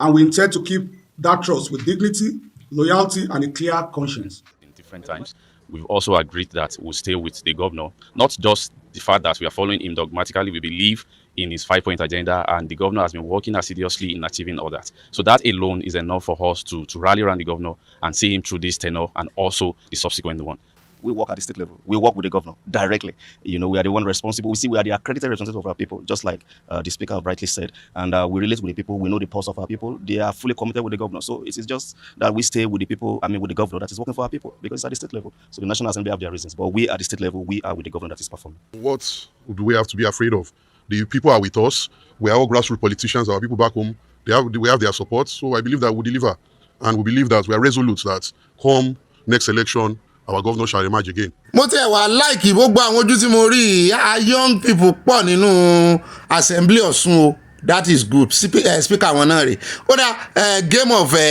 chess náà náà play fúnra wọn. Oyinlọ́lá ti sọ bẹ́ẹ̀ àwọn olóṣèlú géèmù náà fi ń play o ẹ̀yin náà fi wọ́n gbá géèmù. Ó dá ẹ̀ka àbọ̀ padà ẹja wa lọ sórí ọ̀rọ̀ tí ń já rìnrìn lórí ọ̀rọ̀ ti chairman àbáwá àwọn òtí ẹ̀fẹ̀ dá sí tẹ́lẹ̀ pé ó máa fi èèyàn jẹ́ chairman ẹgbẹ́ kí ló á kan àwa ń bẹ̀ ṣùgbọ́n torí pàtí láfi wọn pa wẹ̀dẹ́ àṣírí tó tún wá tú látara rẹ̀ ni wípé gbogbo curriculum gbogbo bí tó ti ṣiṣẹ́ rí gbogbo bó ṣe gbóyè professor ní ìyẹn tán sẹ̀ fi jẹ chairman náà sọ̀rọ̀ àmọ́rọ̀ rẹ̀ bọ́ tán sẹ̀ fi jẹ chairman ẹgbẹ́ APC wọ́n bá tú iṣu désàlẹ̀ kòkò wọ́n tú àṣírí rẹ̀ débi pé ó ti jẹ́ commissioner for INEC rí rec commissioner fún INEC tí ń ṣètò ìdìbò làwọn èèyàn bá ní lélẹ̀ tó ti ń fẹ̀sùn kan INEC tẹ́lẹ̀ wípé ẹgbẹ́ APC ti rà yín ẹ ti di ọmọ ẹgbẹ́ APC ẹ ti defect pé àwọn tó ti ṣiṣẹ́ ń bẹ̀rì lẹ́tún wá ń fi ìjòyè àwòdì pé ẹdìyẹ ó dùn gbé pé kẹ́yìn ọmọ Nàìjíríà mọ́ retí free and fair election torí ẹ̀ náà ni ilé ìgbìmọ̀ aṣòfin ò ṣe dáhùn sí electoral reform táwọn ọmọ Nàìjíríà ń pariwo láti jọ yìí. Ṣùgbọ́n ìkánnù wọn ọmọ ẹgbẹ́ APC náà ni ó lóun mọ̀ délédélé òun mọ̀ dáadáa ó ní kì í ṣe olóṣèlú ó ní kò níran kan ó ní atẹ́gùn tuntun ṣe máa fẹ́ sáwọn ni omi tuntun ti rú ẹja tuntun ti wọbẹ̀ kò ní sígbọ́ ìsọ yìí kò sí ìran kan mọ́ mo ní ṣé Ganduje ní mú ìran kan wá tẹ́lẹ̀ torí èmi náà rí fọ́nrán kan níbi tí Ganduje tó ti ń nawọ́ nínú fídíò pé tó ń bá mú ká lóun pàdé Kwakwanso bí ni ó ní òun lè gba etí ẹ̀ nígbà yẹn ó sì jẹ́ gómìnà kó lọ gbìyànjú ẹ̀ ní ìsìn kó lè gba etí Kwakwanso mo rò pé ara ntí Kwakwanso ara condition tó fún wọn nìyẹn pé bẹ́ẹ̀ bá lé bọ́ọ̀yì tó ń jẹ́ Ganduje yìí bẹ́ẹ̀ bá lé dànù òun ò ní jọyìn yín o ṣùgbọ́n Àbújá tó wá lọ ọ̀rọ̀ ló wá sọ lánàá tó ń sọ pé ó tún tàbùkù ìjọba ni wọ́n ní script ni o wọ́n lòun náà fẹ́ fi sípò Sẹ̀tìmà fún 2027 mo láwọn wo muslim náà ni kì í ṣe kìrìsìtẹ́nì ṣùgbọ́n wọ́n sọ pé wọ́n fẹ́ fi Kánò ṣeré lélẹ̀ tí new chairman of APC ti wá débẹ̀ tóun wá ń ganu sí máìkì wípé ilẹ̀kùn àwọn ṣí sílẹ̀ ẹ kọ́kọ́ bá ń tẹ́tí national publicity secretary sí tó ti ń ròyìn arákùnrin ṣùgbọ́n tí ò rántí fi wípò ṣiṣẹ́ ní INEC sí ẹ bá ń kọ́kọ́ fi sí iná bá a bá dé ká wá gbọ́rọ̀ lẹ́nu ẹ̀ tán ń ròyìn gan tán kí oríkì rẹ̀. Professor Iwatala. Now, I'm sure you know, and maybe our viewers also will recall, that for some time we had these agitations by our party members and leaders from the North Central zone who have made their case that the position of the national chairman, which was zoned to them originally at the last convention, belonged to them, and that if there's any transition, any vacancy, that they should be permitted to fill that vacancy. I think, today's outcome is actually, again, in response to that agitation. So, by the emergence of our new national chairman, we have also attended that outstanding agitation by, our people, from that district. But what apart from that, our new chairman is, a consummate administrator. He's, a technician. He's a technical person. He's also, very political. Has, very mature thinking, and because he comes, from this background that's not, really heavy-handed on, prior political, depth. He brings some freshness. He's a breath of fresh air for us. He's a younger person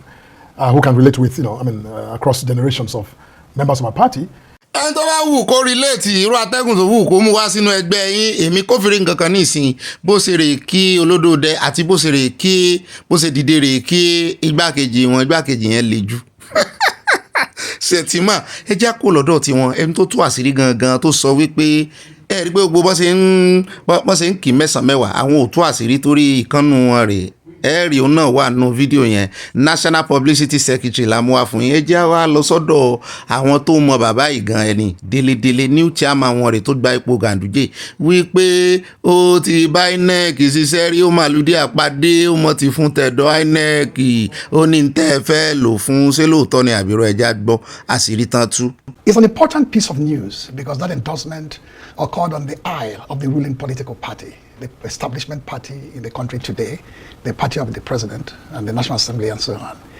Beyond that, you can find that the coronation, that's exactly what it is lackluster in its symbolism because it's almost like we're witnessing around the president an emerging cult of personality, which you find in ancient authoritarian regimes. That sense that the leader is all-seeing, omnipotent, omniscient. It can pluck an obscure, anonymous being and elevate such a character to high heavens, like a Olympian height. But I heard that from a little bit, as a scholar and a student of history and Nigerian politics, I went to dig a little bit into him. He was a national commissioner of INEC. And one of the stories is that he was very crucial in a number of the states. Listed about 5 or 7 states, he superintended as a national commissioner of INEC. An umpire that should be above board, independent, objective, and impartial. Had somebody deeply embedded in the APC as a national commissioner, today is the national chairman, carefully chosen by corrected by the president in his high moment of imperial majestic rule to be the chairman of his party. So that's not important political news, even though it is important to the extent that the party is now aware that it must rearrange its own internal dynamics as we get ready for 2027. For example, we had a lot of conversations earlier about the diminution of the office of the vice president, the movement we can see somewhere in the north where suddenly the recalibration of the office of the chairman to, for me, solidify and lend more concrete coherence to that imperial, cult of personality we are building around the president, which is an anathema to genuine democratic contestation within the APC. I don't know who else wanted the job. I don't know who else they looked at. But once the hammer fell somewhere, everybody scampered for safety. They were Ganduje, pled sickness and ill health, and fled into oblivion. Now they've opened the space for this new fellow, who are going to begin to learn how to even spell his name, increasingly pronounce it very well, to become their chairman. Yóò sì dáa fún ọ bàbá yìí professor bàbá yìí School of Strategies Political àyà yóò dáa fún wọn náà torí ìwọ náà mọ forecast ẹgbọ́n tá àyà sọ ẹ wo Shettima ó tó kú òǹbẹ wọ́n pave way wọ́n fi tí wọ́n sí ní olódòdẹ ẹgbọ́n tán ní omnipotent omniscience ọlọ́run làwọn kì í bẹ́ẹ̀ ṣùgbọ́n politically olódòdẹ náà ń kì í bẹ́ẹ̀ ní Nàìjíríà ní ìsinyìí yóò make ẹ look irrelevant tí o bá ti fi ọmọ kò ní fọwọ́ ara ẹ̀ lé ọ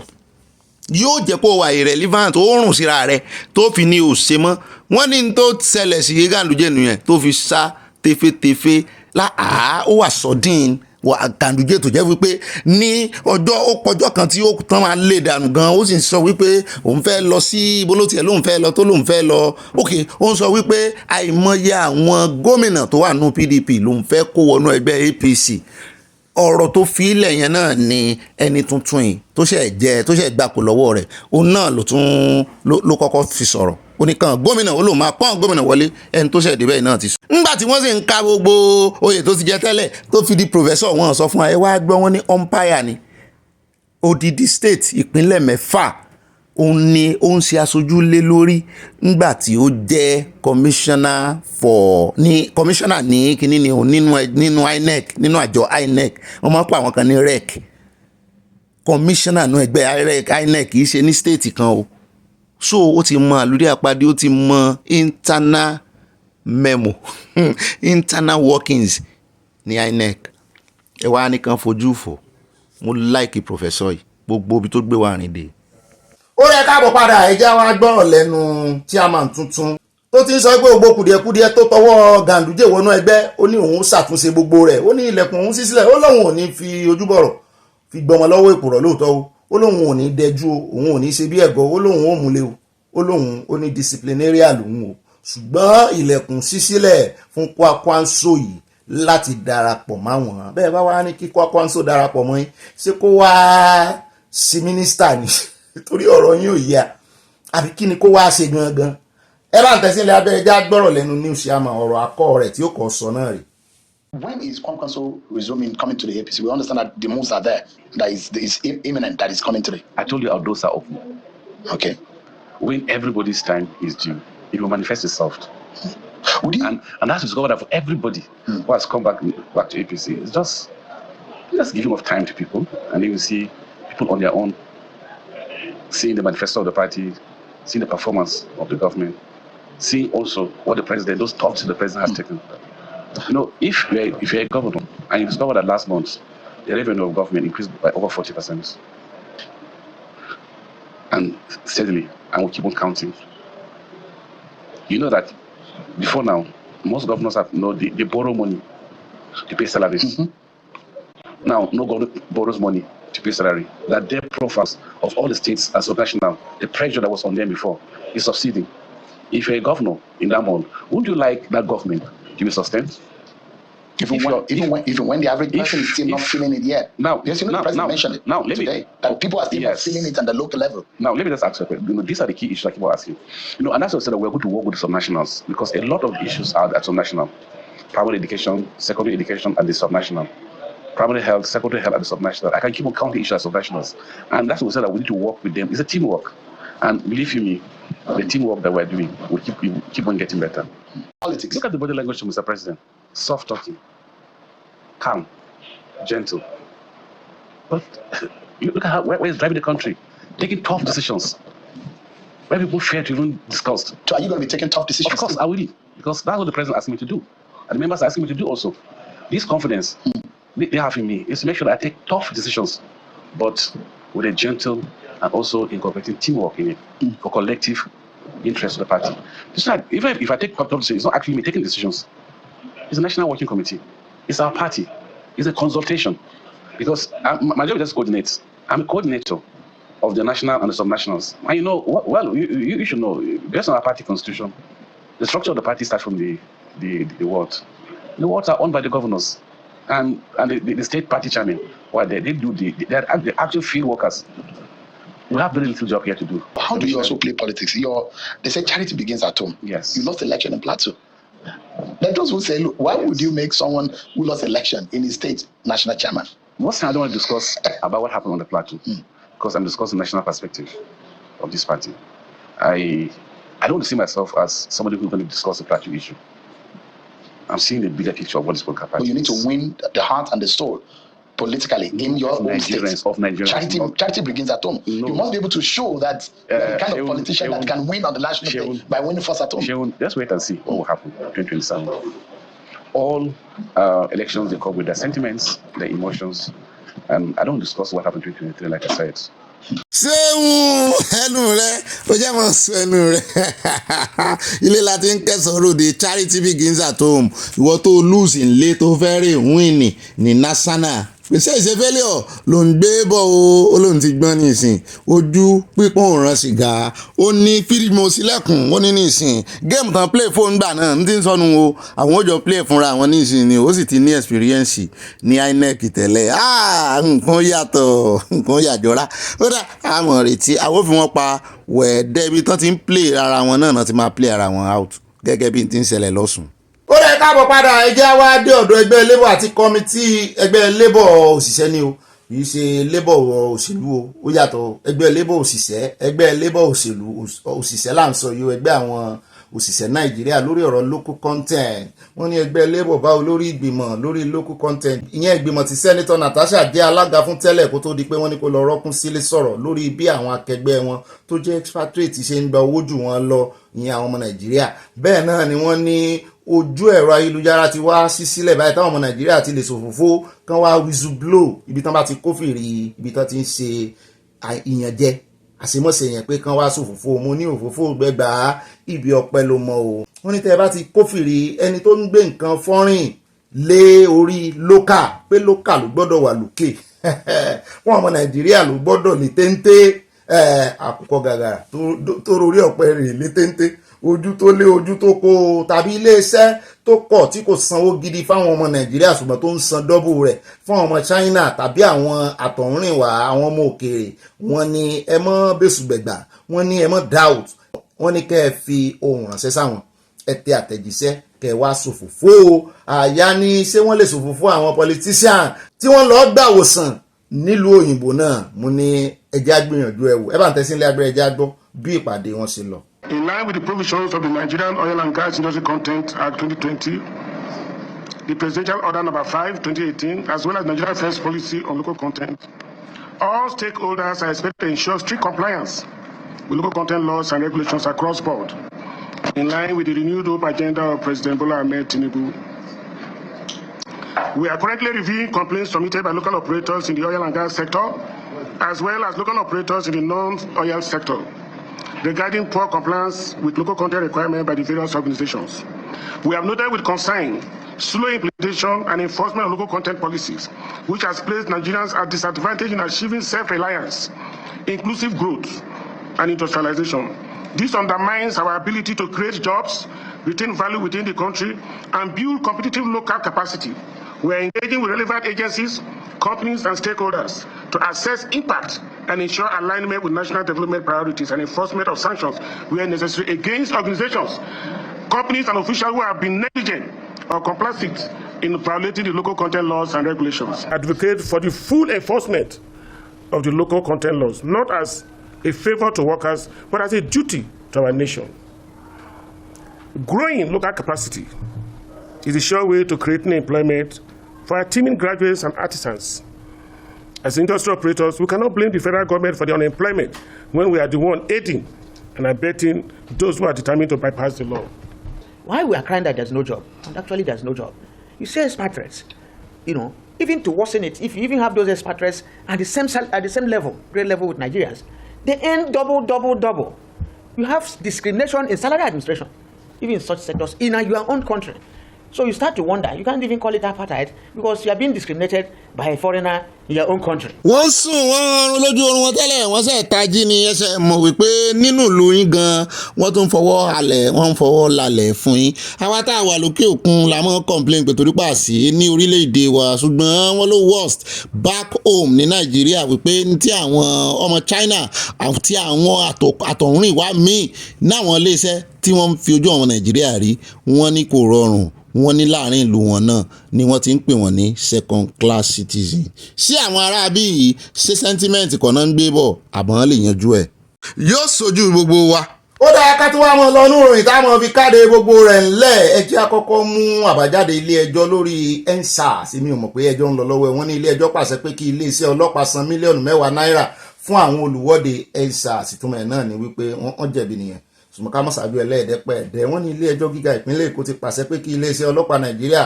ọ̀gá àgbà ọlọ́pàá pátápátá ní Nàìjíríà àti kọmíṣánná ọlọ́pàá Èkó san mílíọ̀nù 10 náírà fún àwọn olùwọ́de tó ṣèrántí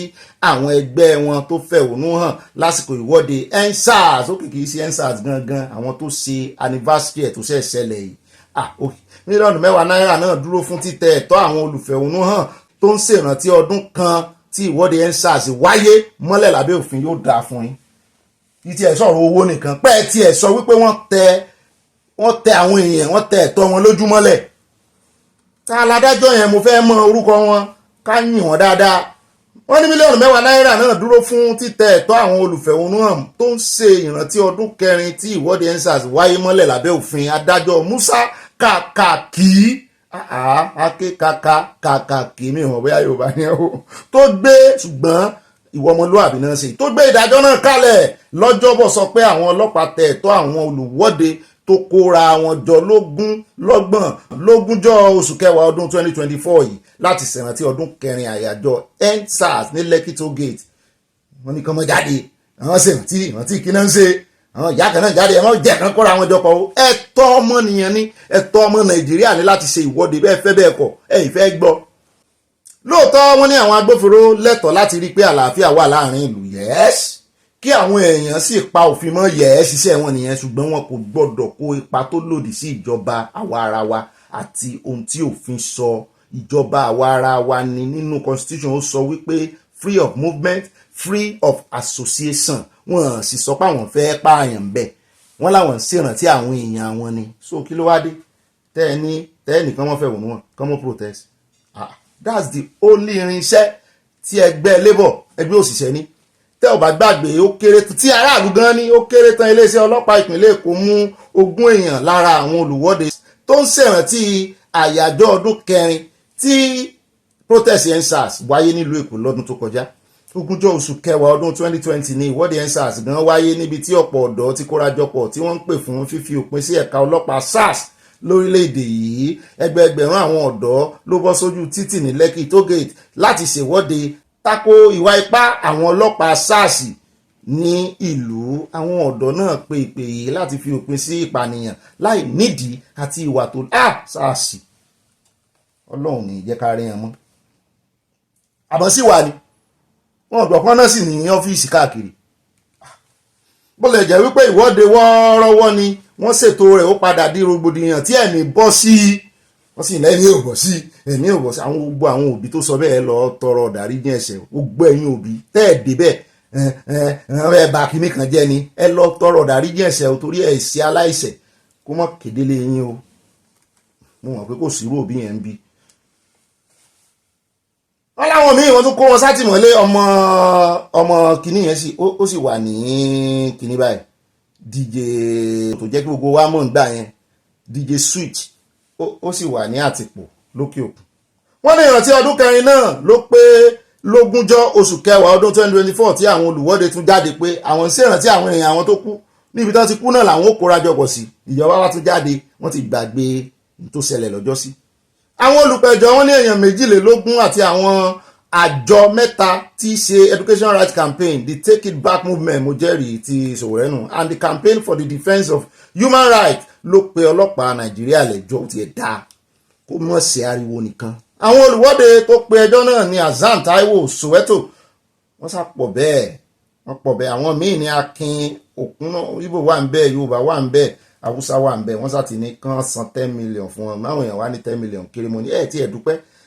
tán rí justice. Ó dé ilé ìta àwọn fi káàdì gbogbo rẹ̀ ńlẹ̀ inú studio là ń lọ o ní ọ̀dọ̀ Gbàdájídé Òtítọ́jú wọ́n là ń ní àlàyé lórí judgement àti wọ́n fẹ́ sọ fún wa wípé gbogbo àwọn táwọn pariwo wípé Natasha ó lọ sí ilé ìgbìmọ̀ asòfin tó sì mọ̀ wípé CTC ìyẹn true copy ẹjọ́ ìdájọ́ tó ń gbé dání pé kò sọ pé òun padà kò sọ pé wọ́n ọ̀dà ilé ìgbìmọ̀ asòfin láti pé ń padà pé kí ló lọ ṣe ní ìsìn lẹ́yìn ìgbà náà òun náà tún ti wá gba ilé ẹjọ́ lọ ó ti lọ ṣe iṣẹ́ ó ti lọ pé ẹjọ́ kò tẹ́mi lọ́rùn pé eléyìí wá fi múlẹ̀ wípé òun náà mọ̀ wípé ẹjọ́ yẹn ò sọ pé tó bá mọ̀ wípé ẹjọ́ yẹn sọ bẹ́ẹ̀ ni kò yẹ kó tún padà lọ pé ẹjọ́ kò tẹ́mi lọ́rùn pé kí ló ń pe ẹjọ́ kò tẹ́mi lọ́rùn fún pé ẹjọ́ tuntun ló yẹ kó gbé dìde torí bàbá Fálànà náà jáde ẹ̀rù adúrú bá a ṣe sọ̀rọ̀ lórí ẹ̀ ṣùgbọ́n nígbà tí mo wá rí fídíò bọ̀dá Jídé nígbà tí mo gbọ́ mo rí wípé wọ́n sí lẹ́yìn Natasha ẹ má wà disappointed ṣùgbọ́n mo rí pé wọ́n treat gbogbo bí ẹ. Àkọọ́lẹ̀ ẹjọ́ kò tẹ́mi lọ́rùn tí Natasha pé kí ló dé tó ṣe ń pe ẹjọ́ kò tẹ́mi lọ́rùn ẹjá gbọ́dí ẹ̀ ń bẹ ogun ṣùgbọ́n mi ò ní jẹ́ kó gùn jù èmi náà ó ṣe atótónu sí ẹ mọ̀ wo ti pé wọ́n gbèsè yín ẹnìkan ẹni kálukú ló ní right tó bá wù bó ṣe rí ìlú gángan lọ̀rọ̀ Natasha àti Akpabio ó kọjú sí ìyàn kan ó kọ̀yìn sí ìyàn kan bẹ́ẹ̀ sì ni ẹ mọ́ gbàgbé ẹjọ́ ti di mẹ́ta. èmi náà tí mo ní opinion pé kórè bẹ́ẹ̀bẹ̀ ẹ gbọ́ bí mo ṣe ṣàlàyé fún ọmọ wa Nick Seligans tán bá jẹ́ ọmọ mi tí Natasha bá jẹ́ ọmọ mi bó ni màá ṣe màá ní kó lọ bẹ̀bẹ̀ torí ẹjọ́ mẹ́ta ló wà wájú Natasha ẹjọ́ pé sexual harassment wà ń bẹ ẹjọ́ pé wọ́n fẹ́ pa wà ń bẹ ẹjọ́ wípé wọ́n léun lọ́nà àìtọ́ ó wà ń bẹ ṣùgbọ́n òun ò jókòó síbi tó yẹ kó jókòó sí ẹ má jẹ́ ká gbàgbé ibi tí ọ̀rọ̀ ti rú wá kó jókòó síbi tó yẹ kó jókòó sí so immediately náà wọ́n dẹ̀ ń sọ fún bẹ́ẹ̀ náà wípé kó sọ sorry lẹ́yìn ìgbà tí gbogbo ọ̀rọ̀ ìṣẹ̀lẹ̀ kíákíá náà ni kó sọ sorry lórí ọ̀rọ̀ yẹn ṣùgbọ́n ṣàdédé ni Natasha ṣẹ̀wà jáde wípé ibi tóun ò ṣe lè sọ sorry ni wípé àmọ́ kúlẹ̀kúlẹ̀ ní tó jẹ́ kó ń bínú ṣe sárántí torí gbogbo wa náà ń wò pé lórí ọ̀rọ̀ ó ti ṣẹlẹ̀ rí láàrin Akpabio àtìgbà tí Bukola Saraki jẹ́ olórí tó jẹ́ senate president pé Akpabio náà bínú tó ń sọ̀rọ̀ sí Bukola Saraki lọ́ọ̀kan nínú ilé ìgbìmọ̀ asòfin ṣùgbọ́n wọ́n ní ó bẹ̀bẹ̀ kò tí wọ́n parí sẹ́sàn yẹn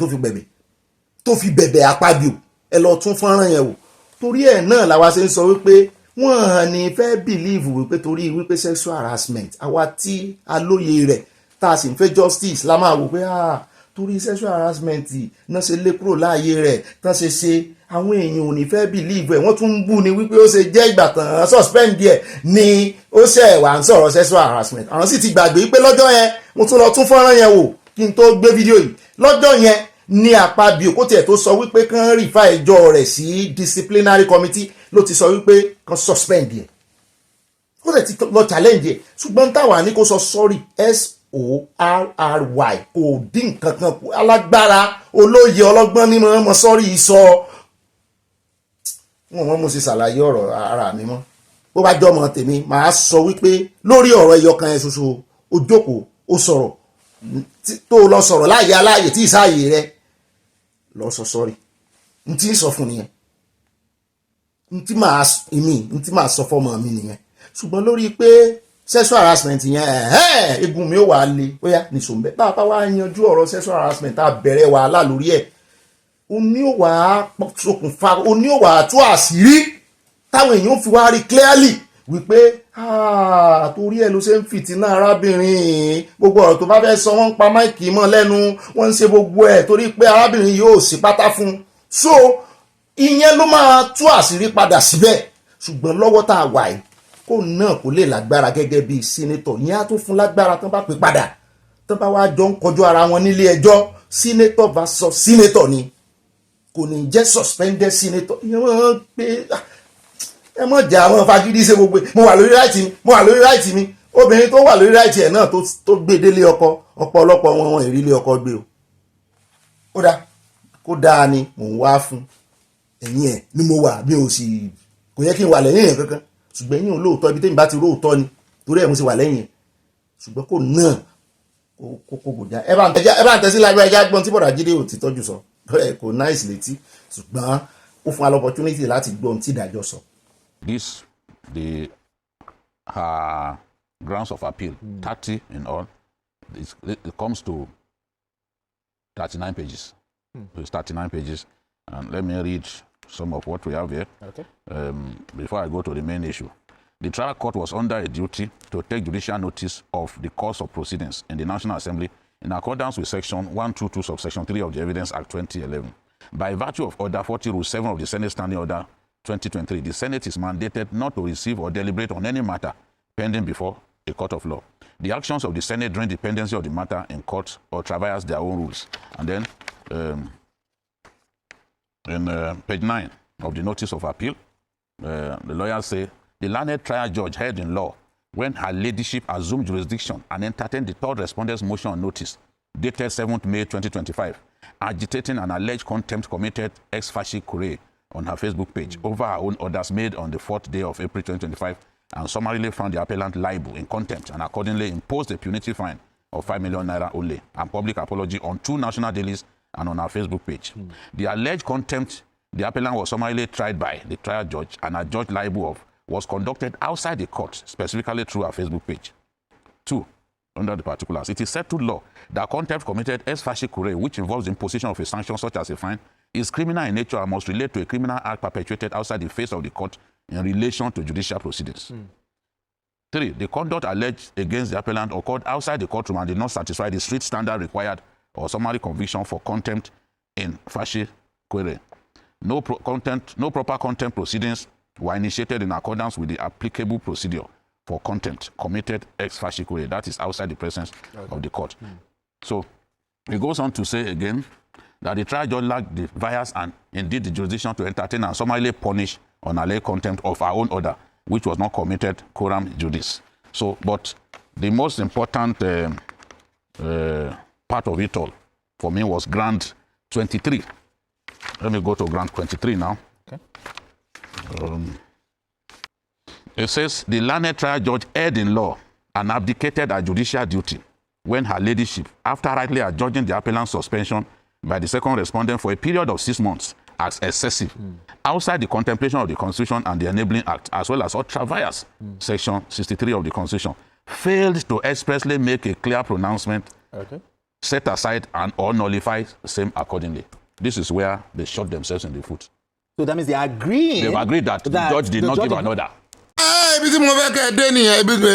ibi tí mo fẹ́ kẹ́ sọ̀kalẹ̀ sínú ẹ jẹ́ mú láti bí àní waste time tó rò ti gùn jù kí nǹkan sá tó tónu díẹ̀ sẹ́yìn náà ti gbọ́ báyìí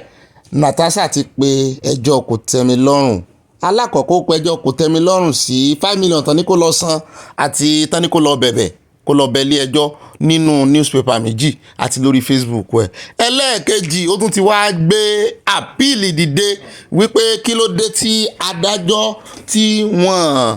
sọ expressly wípé kán rìkọlù òun. Ìtumọ̀ ẹ̀ náà ni wípé òun náà ti gbà wípé wọ́n kọ kinní yẹn sínú ìwé. Bàbá ń sunkún àmọ́ ríran o. Bàbá ń sunkún àwọn obìnrin ni Natasha o. Ẹ jẹ́ a sọ̀rọ̀ síbi tọ́rọ̀ wá o. Mo sì mọ̀ pé àwọn obìnrin orí bíi náà wọ́n máa fẹ́ emotion sí. Àwọn ọkùnrin dà bàbá mi òkè ńlá Adédọ̀tun ọ̀rọ̀ yé yín. Emotion ó ń play out lára Natasha. Now n tó ń jà fún tó fi lọ lẹ́gbìmọ̀ asòfin wípé kán rìkọ́lù òun padà torí ilé ẹjọ́ sọ bẹ́ẹ̀ pé wọ́n dá lábàá pé opinion ilé ẹjọ́ judgement ni pé order ni. Ó ṣe wájú náà ló tún padà lọ gbé ẹjọ́ kò tẹ́mi lọ́rùn dìde ní ìsìn tó wá ń sọ wípé n tí adájọ́ dá síbí n táwa ń sọ tẹ́lẹ̀ náà nìyẹn pé n tí adájọ́ yẹn dá confusion ni. Àwọn ló yẹ kán kọ́kọ́ jà sí. Ẹ sì mọ̀ wípé Aisha Yusuf lọ́jọ́ tán dá ẹjọ́ yẹn ló ti kọ́kọ́ pariwo yẹn síta wípé bí adájọ́ ṣe dá ẹjọ́ yẹn tèmi náà ń sọ wípé kò bá mọ́ tí ì sọ̀rọ̀ lójú gbangba pé wọ́n lè yí pé àwọn tán dájọ́ fún pé wọ́n lè yí pé kò bá jẹ́ ká wo ohun tán fẹ́ ṣe náà àwọn ẹ̀ náà dẹ̀ yí. So ká mọ́ sáré sọ̀rọ̀ Bíbélì gan sọ ó ní yára láti gbọ́rọ̀ lọ́ra láti sọ ọ́. Ìsáré sọ̀rọ̀ bá ń pàápàá jùlọ tó bá ti rí pé nǹkan kan mẹ́hẹ tó sì máa kó bọ́ta rẹ̀ ọ̀tá tó fẹ́ mú tẹ́lẹ̀ ìwọ náà tún wá lọ fi ń bragado lórí ìkíní. Emotion ni tó bá gbà wípé order ní court to give kò yẹ kó tún kò náà tún gbé ẹjọ́ kò tẹ́mi lọ́rùn dìde lòdì sí Justice Nyako Binta. nísìnyí tó ti wá gbé ẹjọ́ kò tẹ́mi lọ́rùn dìde kò lẹ́tọ̀ọ́ láti lọ sí senate mọ́ o kó lóun fẹ́ lọ resume o kò lẹ́tọ̀ọ́ rẹ̀ mọ́ o. n tó yẹ kó gbé dìde lòdì sí justice yẹn nìyẹn lọ́jọ́ sí wípé bẹ́ẹ̀ bá máa dájọ́ ẹ dájọ́ straight. Èwo ni tẹ́ ń pẹ́ gọ́lọ́ngọ́lọ́ àìtó eyín ká lè ń fo ọwọ́ bo ẹnu kí ló dé. Exactly ṣùgbọ́n òun náà ó ti gba kodoro bí ò bá gba ẹni tí ò bá gba kádàrí yóò gba kodoro ó ti gba kodoro wípé kó ṣe oṣù 6 yẹn náà ló máa lò ń lé bẹ́ẹ̀ mi ṣe ń wo ẹjọ́ kò tẹ́mi lọ́rùn yìí yóò pẹ́ o torí báwọn eléyìí ṣe lọ recession ní ìsìn wọ́n ti lọ recession ó di September kan tó wọlé àwọn ti House of Rep ó di November kan tó wọlé mo ṣe gbọ́ bó bá kán bá fìwé pé anybody ní ìsìn wọn ní gbọ́ o torí wọn sì ń session o ẹ sì mọ̀ pé Senate náà máa fìwé pé torí Senate ló ní àwọn làwọn gbé lọ ilé ẹjọ́ Senate ló náà sì gbé lọ ilé ẹjọ́ ó fi kíní ṣe respondent ó fi àwọn méjì àbí mẹ́ta kọ́ ló fi ṣe respondent bẹ́ẹ̀ apá bí ó sá nígbà tó ń sì wà ní sẹ́sàn ní ìsìn ìgbà tó bá tó dé sẹ́sàn náà tó dáhùn o ṣe rí pé yóò gùn ó dà it is well o kó mọ̀ jẹ́ wípé ńgbà tí ó bá yẹ kán rìkọ́ọ̀lù ẹ̀ padà lẹ́yìn ìgbà tó bá ti serve 6 months tán àwọn èèyàn ó wà á fi ẹjọ́ kò tẹ́mi lọ́rùn wọ́n fi tẹ́ lọ́rùn pé ìwọ ló ní ò tẹ́ lọ́rùn wọ́n wà á fẹjọ́ yẹn tẹ́ lọ́rùn wọ́n wà á mọ̀ fagùn pé bẹ́jọ́ bá sì ti wà nílé ẹjọ́ ò ṣe é dá padà mọ́ àwọn ò ní sọ pé àwọn tún fẹ́ suspend ẹ̀ mọ́ wọn ò ní fi kún ọjọ́ suspension ẹ̀ ṣùgbọ́n wọ́n máa sọ wípé ní ẹjọ́ ti wà nílé ẹjọ́ àwọn ò lè sọ nǹkan kan lé lórí mọ́ ẹ máa wo ohun tán máa tán fẹ́ ṣe fún Natasha àwa tá a ní kórè sọ SORRY sorry lórí wípé wọ́n suspend díẹ̀ suspension yẹn gan ò ní nǹkan kan ṣe báyìí pẹ̀lú sexual harassment mo ti ẹ̀ gbọ́ pé ẹjọ́ sexual harassment gan kò tí ì gbé lọ ilé ẹjọ́. The judgment that the court gave was not clear, was ambiguous, because the Senate, on this other hand, is equally leveraging on the same content of that very judgment to tell suspended Senator Natasha that there is nothing in this judgment that gives them the right to recall you from the suspension. And the question I ask is, why should our judges give conflicting judgment? And it is not just in this very case of Natasha versus the Senate. If you Google and go through history, even among political parties in Nigeria, you will observe and see a pattern of judgment emanating from our court that are very, very conflicting. A court of jurisdiction, yes, you will see that a high court, for example, in Abuja, will give a different judgment. Another high court, maybe in Akwa Ibom State, will give a different judgment on the very subject matter, throwing the entire population of Nigeria into serious confusion. ó náà lẹ́tí báyẹn o ẹ rí i pé láàrin ọ̀rọ̀ èmi náà ń yọ fún wọn à ń yọ fún wọn torí àwọn rò pé bóyá àwọn làwọn wà on the right path ń táwọn ń dúró lé lórí ni wípé ilé ẹjọ́ ò sọ tààràtààrà torí ẹ̀ mo ṣe ń sọ látànà ìjẹta gan pé ẹni tó dá ẹjọ́ yìí náà ó mọ tí ń ṣe kí ló dé tí ò sọ wípé recall her order opinion in my own opinion I believe ṣé kò ṣe é tún gbéyẹ̀wò padà ni adájọ́ yóò sàmọ̀ gbọ́ gbogbo bí ṣe ń lọ bí ṣe ń bọ̀ kárájọ́ padà tún judgment ẹ̀ rìkọ́ọ̀lù àbí kó sọ síta wípé òun nìkan rìkọ́ọ̀lù ẹ̀ ni simple as APC pé Natasha wàá gbẹ́jọ́ padà ẹjọ́ kò tẹ́mi lọ́rùn sí ọ̀bùn ríkú ọkọ̀ tìrànmọ́ náà fẹ́ fi ṣe òun náà fẹ́ mọ́ fi tìrànmọ́ ẹ wo lórí ìkànnì yìí ìdí òótọ́ la wà o bá a bá wà níbi òótọ́ tó òótọ́ bá nà ká wá sí èèyàn kan àwọn òsì lẹ́yìn èèyàn kankan mo fẹ́ kẹ́ gbà bẹ́ẹ̀ ṣùgbọ́n ibi tí òótọ́ bá wà ibẹ̀ ni mo wà mo dẹ̀ rí wípé òótọ́ kángun ó fìdí gúnlẹ̀ ó jókòó ó mú síà ó jókòó ti Natasha òótọ́ lèmi bá dọ́dọ̀ rẹ o ṣùgbọ́n tí n bá ti rí pò náà ti mẹ́ á pàkíyèsí rẹ̀ sí á pe àkíyèsí rẹ̀ sí kó lóòótọ́ mọ́ bá a kú sípò ká ṣé iṣẹ́ ribiribi tó ń ṣe la fẹ́ sọ ni láàárí ṣùgbọ́n ẹ jẹ́ ká jọ mọ̀ wípé adájọ́ yẹn náà ó mọ̀ kọ́ọ̀sì confusion nítorí inú ẹ̀ náà láti gbọ́ tán sọ wípé tó tún sọ adájọ́ náà tún sọ wípé kò sí gbèdéke láti fìyà jẹ ọmọ ilé ìgbìmọ̀ asòfin kí ló wá dé tádájọ́ tún wá lọ sọ́wájú wípé ó wà excessive ó sì lòdì sí constitution nígbà tí ó ti wá excessive tó ti lòdì sí constitution ṣé opinion ló wá máa jẹ́ ló yẹ kí final judgment jẹ́ ṣé opinion ló yẹ kó jẹ́ tèmi sọ nìyẹn gbogbo tí bàbá òkè ńlá náà ń pàkíyèsí ẹ̀ sí ni pé wọ́n fa ọ̀rọ̀ igun gan o tí ẹ ti rí lọ́dọ̀ tèmi Natasha ti ní justice wọ́n mọ̀ jù báyìí lọ èmi ò tí ì rí èèyàn tó wọ́ Akpabio ńlẹ̀ tó báyìí rí Akpabio is powerful ẹ mọ́ misplace in priority o he is number 3 ṣùgbọ́n wọ́n ti yẹ̀yẹ́ Natasha yẹ̀yẹ́ successfully ìyún gan lásán ṣùgbọ́n ṣé ilé ẹjọ́ tí gbogbo wa jọ mọ̀ tẹ́lẹ̀ sóun lẹ̀ ń retí pé kí Natasha ti ní justice ọ̀nà wo lẹ̀ ń wò ó dẹ̀ jẹ́ ń bí ọ̀nà wo lẹ̀ ń wò pé Natasha máa gbà rí justice ọ̀nà wo ẹ̀ kàn sọ fún mi pé ilé ẹjọ́ á sọ fún ilé ẹjọ́ ló máa ní ẹ lọ rìkọ́ọ̀lù ẹ̀ kí ló mú wọn tán sọ bẹ́ẹ̀ ebi ilé ẹjọ́ ló yẹ kó ti rí justice ebi yẹn ló fún ní agbára láti padà lọ sí ilé ìgbìmọ̀ asòfin ó débẹ̀ kí náà ṣe fún wọ́n tilẹ̀kùn mọ́ wọ́n wá nǹkan kan tó mẹ́hẹ nínú kìíní ọ̀nà wo lábẹ́ gbà nísìnyí sí ọlọ́pàá ní ó rè kó pé ẹnìṣó ẹ ṣáájú mi ẹ̀rì bá ń sí kìíní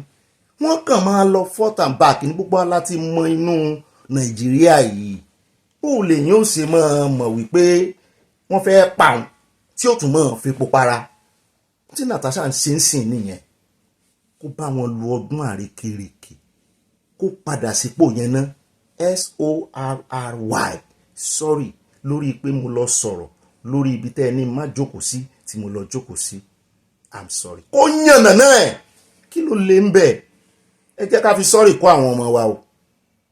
èèyàn máa ń jẹ̀bi gan tí mo sọ èèyàn máa ń jàre ńgbà ẹ wá wọ́kùnrin náà pẹ̀lẹ́yìn obìnrin gbogbo sorry tá a ń sọ fún yín iṣẹ́ rò pé bóyá ẹ̀yin lẹ jàre ni a kàn fi wé ó kàn dàbí kí ìyàwó àtọkọ kan wọn ju pílò lura wọn nulẹ̀ kan wọn ṣeré eré bedroom ọ̀zàrò kì í ṣeré wọ́n sùn lera wọn o eré pé ẹ̀kàn jí láàárọ̀ sátọ̀dẹ̀ ẹ̀kàn ju pílò ẹ̀kàn tọ́jà ara yín tẹ́ bá ń jàjà challenge ọkùnrin at the end of the day ó máa ń gbé fóbìnrin ni bó ti ẹ̀jẹ̀ kó lè win ní obìnrin ṣùgbọ́n á gbé fún ìwọ ló win bó ṣe rí nìyẹn sorry kò ìyẹn máa jàre kò sọ sorry torí ibi tó Natasha ń lọ òun nìkan òun nìkan ni sínétọ̀ tó ń gbìyànjú jù wọ́n fẹ́ dá dúró tó bá yá ipá máa pín tó bá náwó rẹ̀ ṣe project constituency ẹ̀ ipá máa pín àbí owó mélòó láwà dá fún tá a láǹbà jíjà owó mélòó la dá fún pé kó rè mọ́ fi ṣe constituency ẹ̀ owó ẹni tí náwó ọkọ rẹ̀ ń gbìyànjú so àwọn nǹkan kan wà màjàmọ́ sálàmà kíkanjú lójú ogun ìyẹn ò dínkù ó ìyẹn ò sì sọ wípé ó lose regard tàbí lose honour ìyẹn ò sì sọ wípé ó ń parọ́ gbogbo kámẹ́rà gbé ṣùgbọ́n òun ló mọ ìdí tó ṣe síwàwù bẹ́ẹ̀ yẹn òun náà sọ ó ní tó fa tó ń fi síwàwù so ó gbà pé òun síwàwù ó ní tó fà á ní tó wá fà á láti ìrídìí ẹ̀ so kò bá kọ́kọ́ bẹ̀bẹ̀ pé mo síwàwù lóòótọ́ ara ló ta mi kò sẹ́ni tírú ẹ̀ ó sì kọ́gà kan mọ̀ fìtínà rẹ̀ torí pé ó fẹ́ bá ọ sùn kò wá ò wá fún kó wá mọ̀ fìtínà rẹ̀ ṣùgbọ́n gbogbo ó fẹ́ bá ọ sùn kò bá ń sùn wọn ò gbà fún yẹn inú òkùnkùn ló wà o àárín yín ló wà o